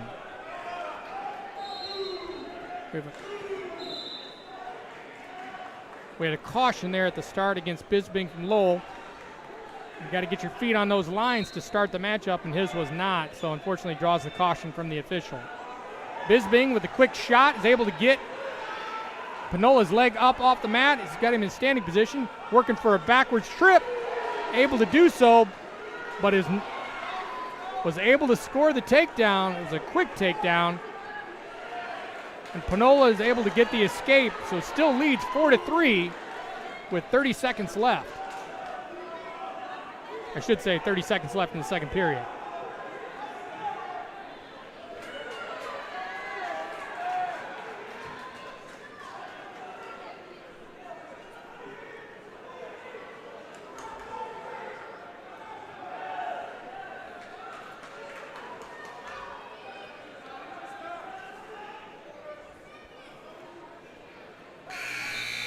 Both wrestlers really just kind of content to ride out the end of that period, hanging on to each other. Yeah, it's going to be the end of the second period. Panola still leading 4-3, but let's not excuse the fact that Bisping is still gaining some control, obtaining some control over this match here. Bisping starts out in the down position at the beginning of the third period, able to work his way to his feet pretty easily. And Panola decides to go ahead and give him the escape. And as a result, we are tied 4-4 at the beginning of this third period. Panola is able to get in on a deep inside single and is able to get his head out and looks like score a pinning combination. But they are right on the out of bounds line, so he's able to get the takedown and is now being awarded 2 back points. Once again, Lowell coach is not happy about that and they want to contest it. Very displeased with that call there. It's very obvious to see. So once again, quick conference between the officials to verify that they agree with the call. Obviously good to do considering the importance of the Al Smith final.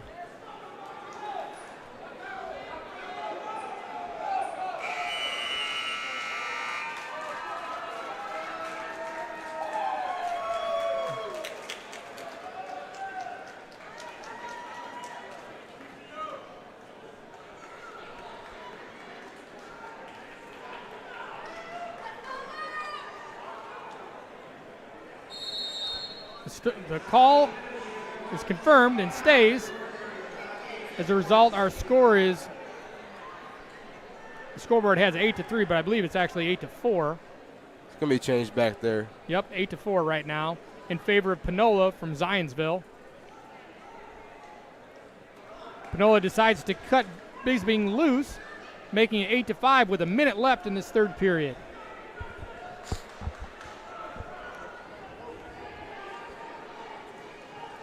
Bisbing tries for a smash double, was not able to get it.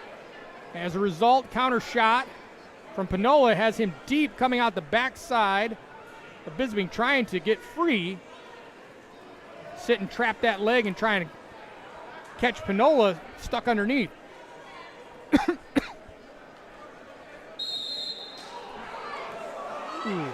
Referee decides to call a stalemate with 33 seconds left.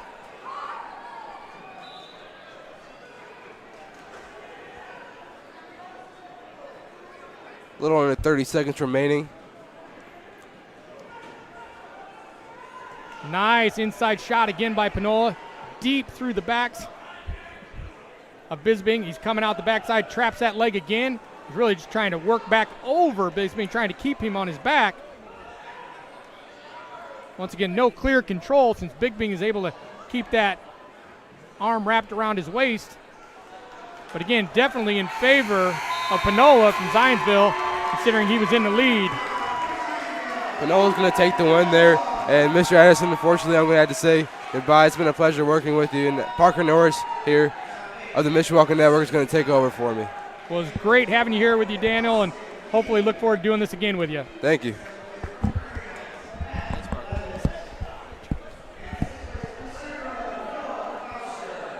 Wow, it's been a little while since I've been on the mic.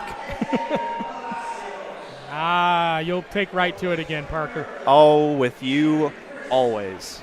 Always. What do you got, Brad? What's coming up next? Well, as we jump into the 215-pound championship, we have another Crown Point wrestler reaching the finals today. That's Will Clark, and he'll be going against Keegan Martin of Belmont. Sounds like a nice matchup. As I mentioned already, Clark is committed to the University of Buffalo for next year, where he'll be playing football. Okay, continuing on, nice drag by, able to pull Martin right around and get around behind him, but has not scored the takedown yet, and is working to get Martin to the ground. He's able to do so.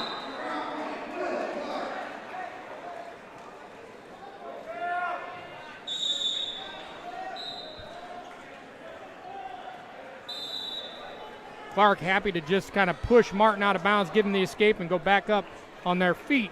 And with a minute 30 has a 2-1 lead over Martin.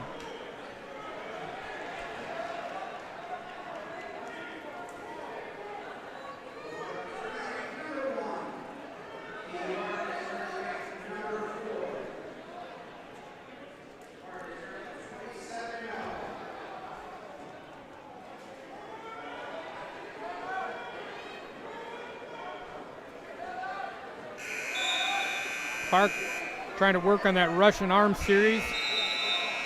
Martin just trying to stay in good position, not allowing him to get anything tight.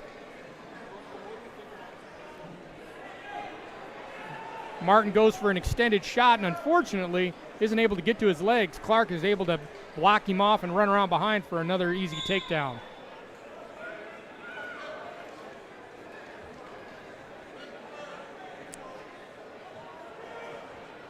Clark decides to ride Martin for a little bit here, keeping his hips broke down on the mat.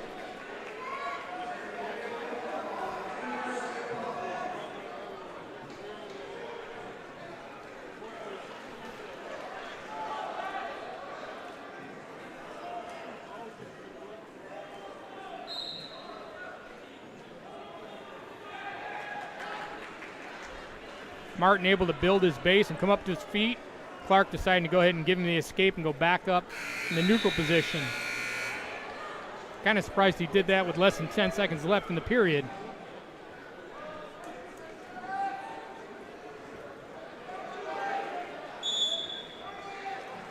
Coin toss is in favor of Clark, who defers. Martin decides to go down to start the second period.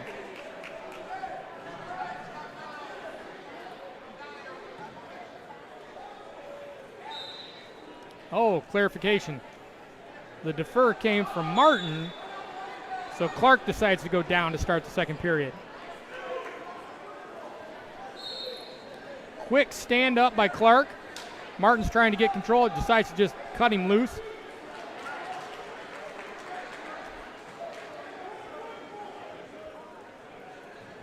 Clark just being overly physical on Martin's head. Martin's able to get a nice little counter reshot, but Clark is able to defend and come back up to his feet.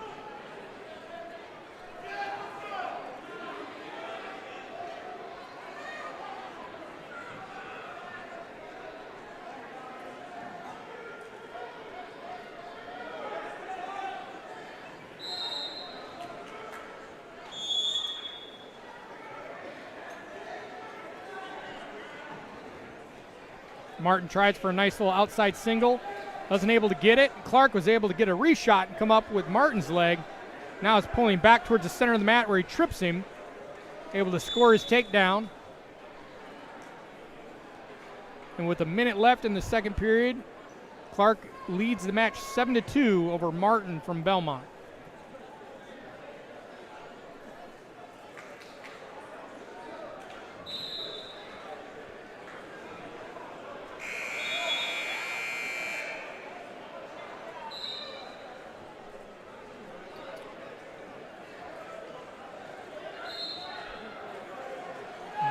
We're back in action.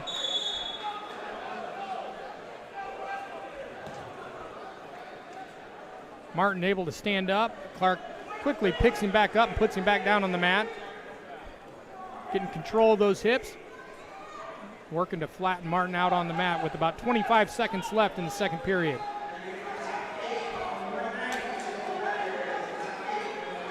Clark currently has a chicken wing in. Is working it with a half. He's got to be careful letting that arm slide up to a potentially dangerous.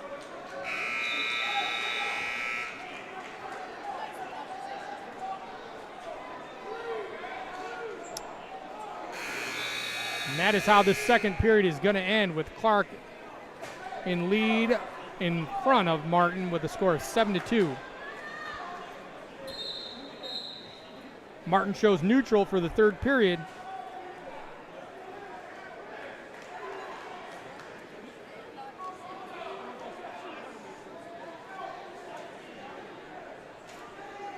Once again, short little shot. Now nice reshot to an outside single. Okay. Clark then steps through and finishes with a double. Is able to land right into the Turk, but is not able to finish that up. Is able to crawl up Martin's body, keep him extended on the mat.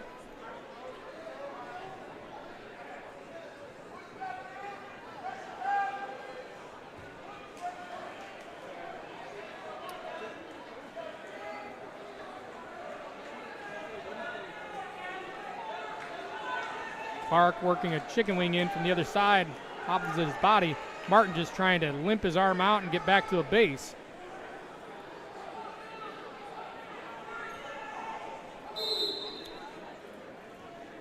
Referee calls him out of bounds. And with 55 seconds left, they're coming back to the center where Martin is in the down position. And Clark is in a commanding lead, 9-2. Once again, Martin's able to get back up to his feet, where Clark's able to pick him back up and bring him right back down to the mat.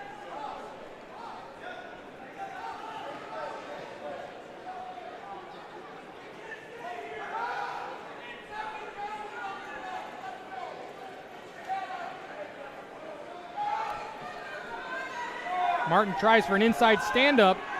Clark runs around, tries to catch him in a cradle. Martin able to block it off, but not able to get up to get the escape.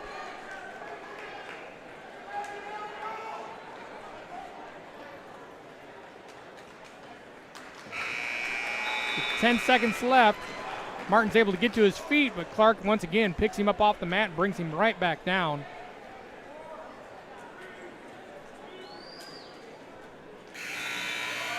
And that is how the match will end.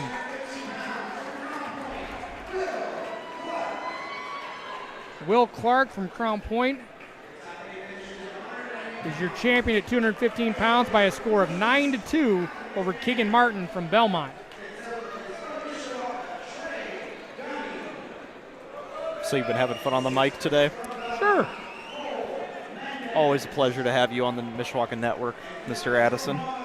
I always enjoy being able to come out and spend some time getting to watch the sport I love, and unfortunately I'm not very involved in anymore. I'm not coaching anymore, and certainly too old to compete. So Well, this is your way of being involved, I guess. absolutely. Great way to spend a Saturday afternoon.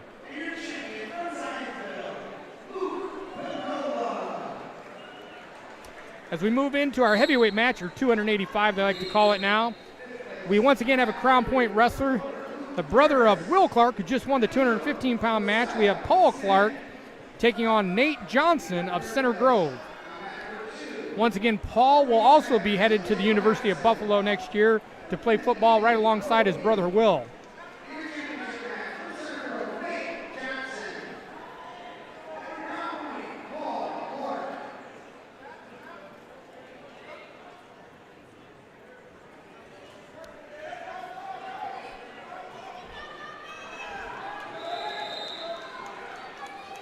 Right now, both wrestlers just trying to feel each other out, learn each other's style.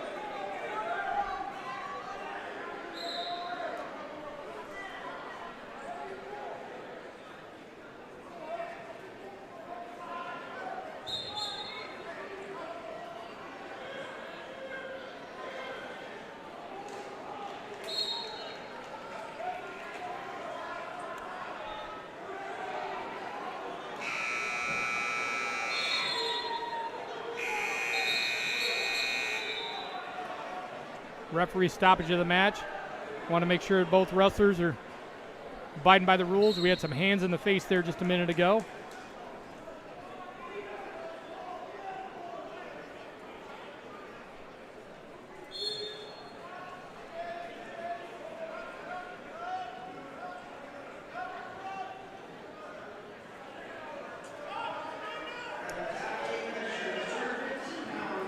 Both wrestlers really just trying to take a little bit more of a defensive approach here. Neither one really wanting to get out of position. Clark from Crown Point's trying to work some inside tie, really pushing on Johnson, trying to catch him off balance. Johnson, definitely the shorter of the two wrestlers, doing a good job of keeping his hips back.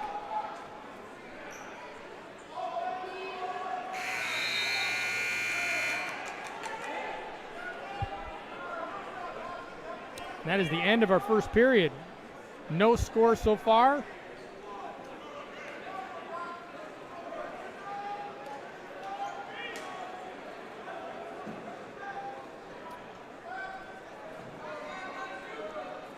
Johnson will start the second period in the down position.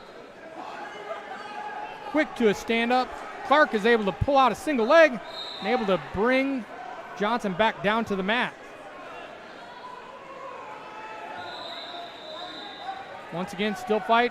Johnson is able to come back up to his feet, but Clark still has a hold of that leg. Now he's able to keep Johnson, take Johnson down. Able to take him all the way to the mat, straight to his back.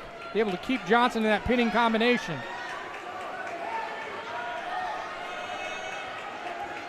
That is a very tough position for a heavyweight to be in.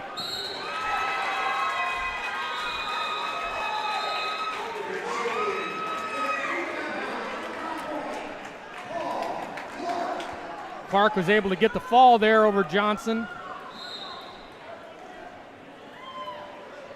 And once again, as we said before, Crown Point keeps their undefeated day in the finals intact. Every wrestler that made the finals for Crown Point came out with a victory and is a champion of the Al Smith Invitational. That's very impressive. I was not aware of that record until just now. Yeah. I'm not sure that any other school's ever done that when they've had that many wrestlers in the finals and have them all come out as champions. Really? Wow.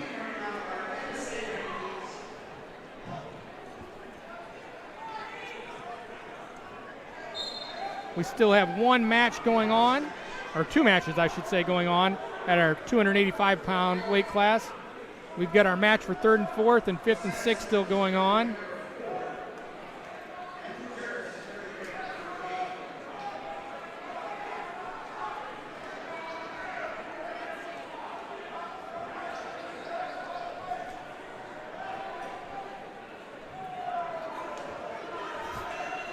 One second. Have Cam go over to that man. So we work on getting our cameras adjusted to the other mats here.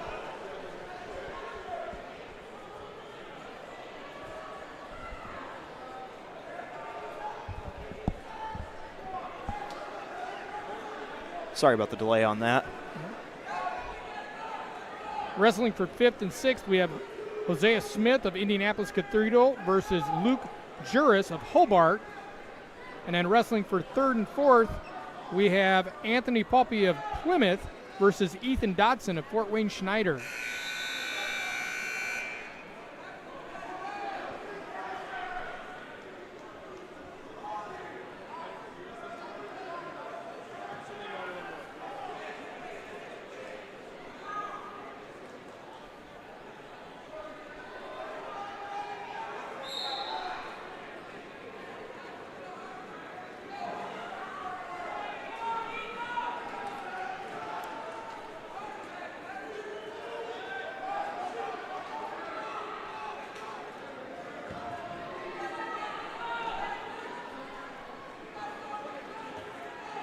Winding down, it looks like Poppy of Plymouth is going to be able to hang on to a 5-3 lead as that match ends and get that 3rd place finish.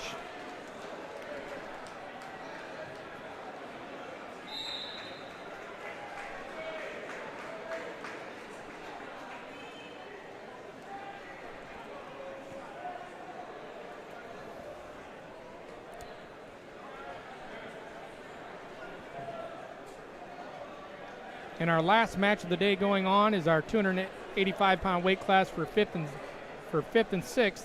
Once again, we have Hosea Smith from Indianapolis Cathedral and Luke Juris of Hobart. Currently, Smith leads the match 4-3 with a minute left. It all comes down to this match.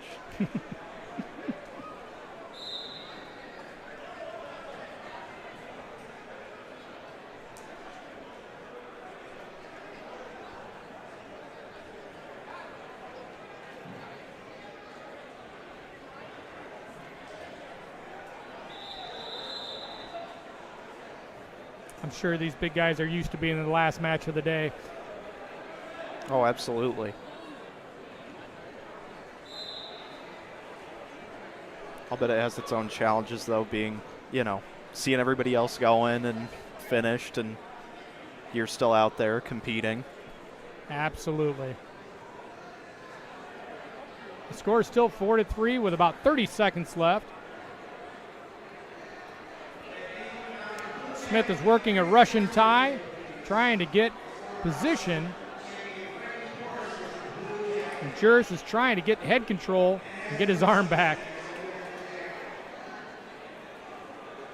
Now he's able to get his arm free and work that underhook. Smith is able to just counter off and circle.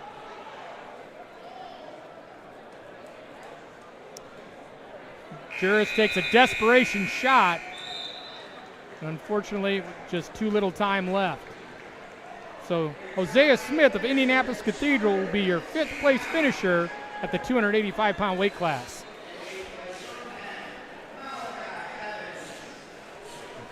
So now with it getting towards the end and all that, we just had our last couple matches. How do you feel about how the whole day went?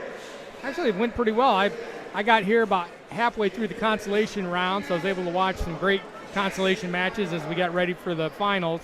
But once again, I thought it did a really nice job. All the wrestlers really competed well, wrestled hard, had some great matches. Definitely some precursors to some state finals matches that'll be coming up in about a month and a half. And certainly some of these wrestlers will be meeting up in regionals and semi-states to get there. But certainly some high-quality wrestling that would happen today, and really happy for all the boys that were involved, and hopefully have a great rest of the season for them. Oh, absolutely. I mean, I feel like this is both a very special event. It's great that it's hosted here in Mishawaka in the cave, but also just to see so many different school communities come together in one place for, a couple days, but it's just so meaningful, I think. Absolutely. It's the tournament has always been a 32 team invite, but the community of the tournament has really changed over the years, bringing a lot more schools from across the state. Not so much this year, but in years past we've had schools from out of state that would come and wrestle in it, some from Michigan and so forth. But really, it's the premier tournament in the state of Indiana and the wrestling community. Seeing 5 or 6 teams coming up from Indy or below Indy, willing to make the 2-day travel all the way up here for this.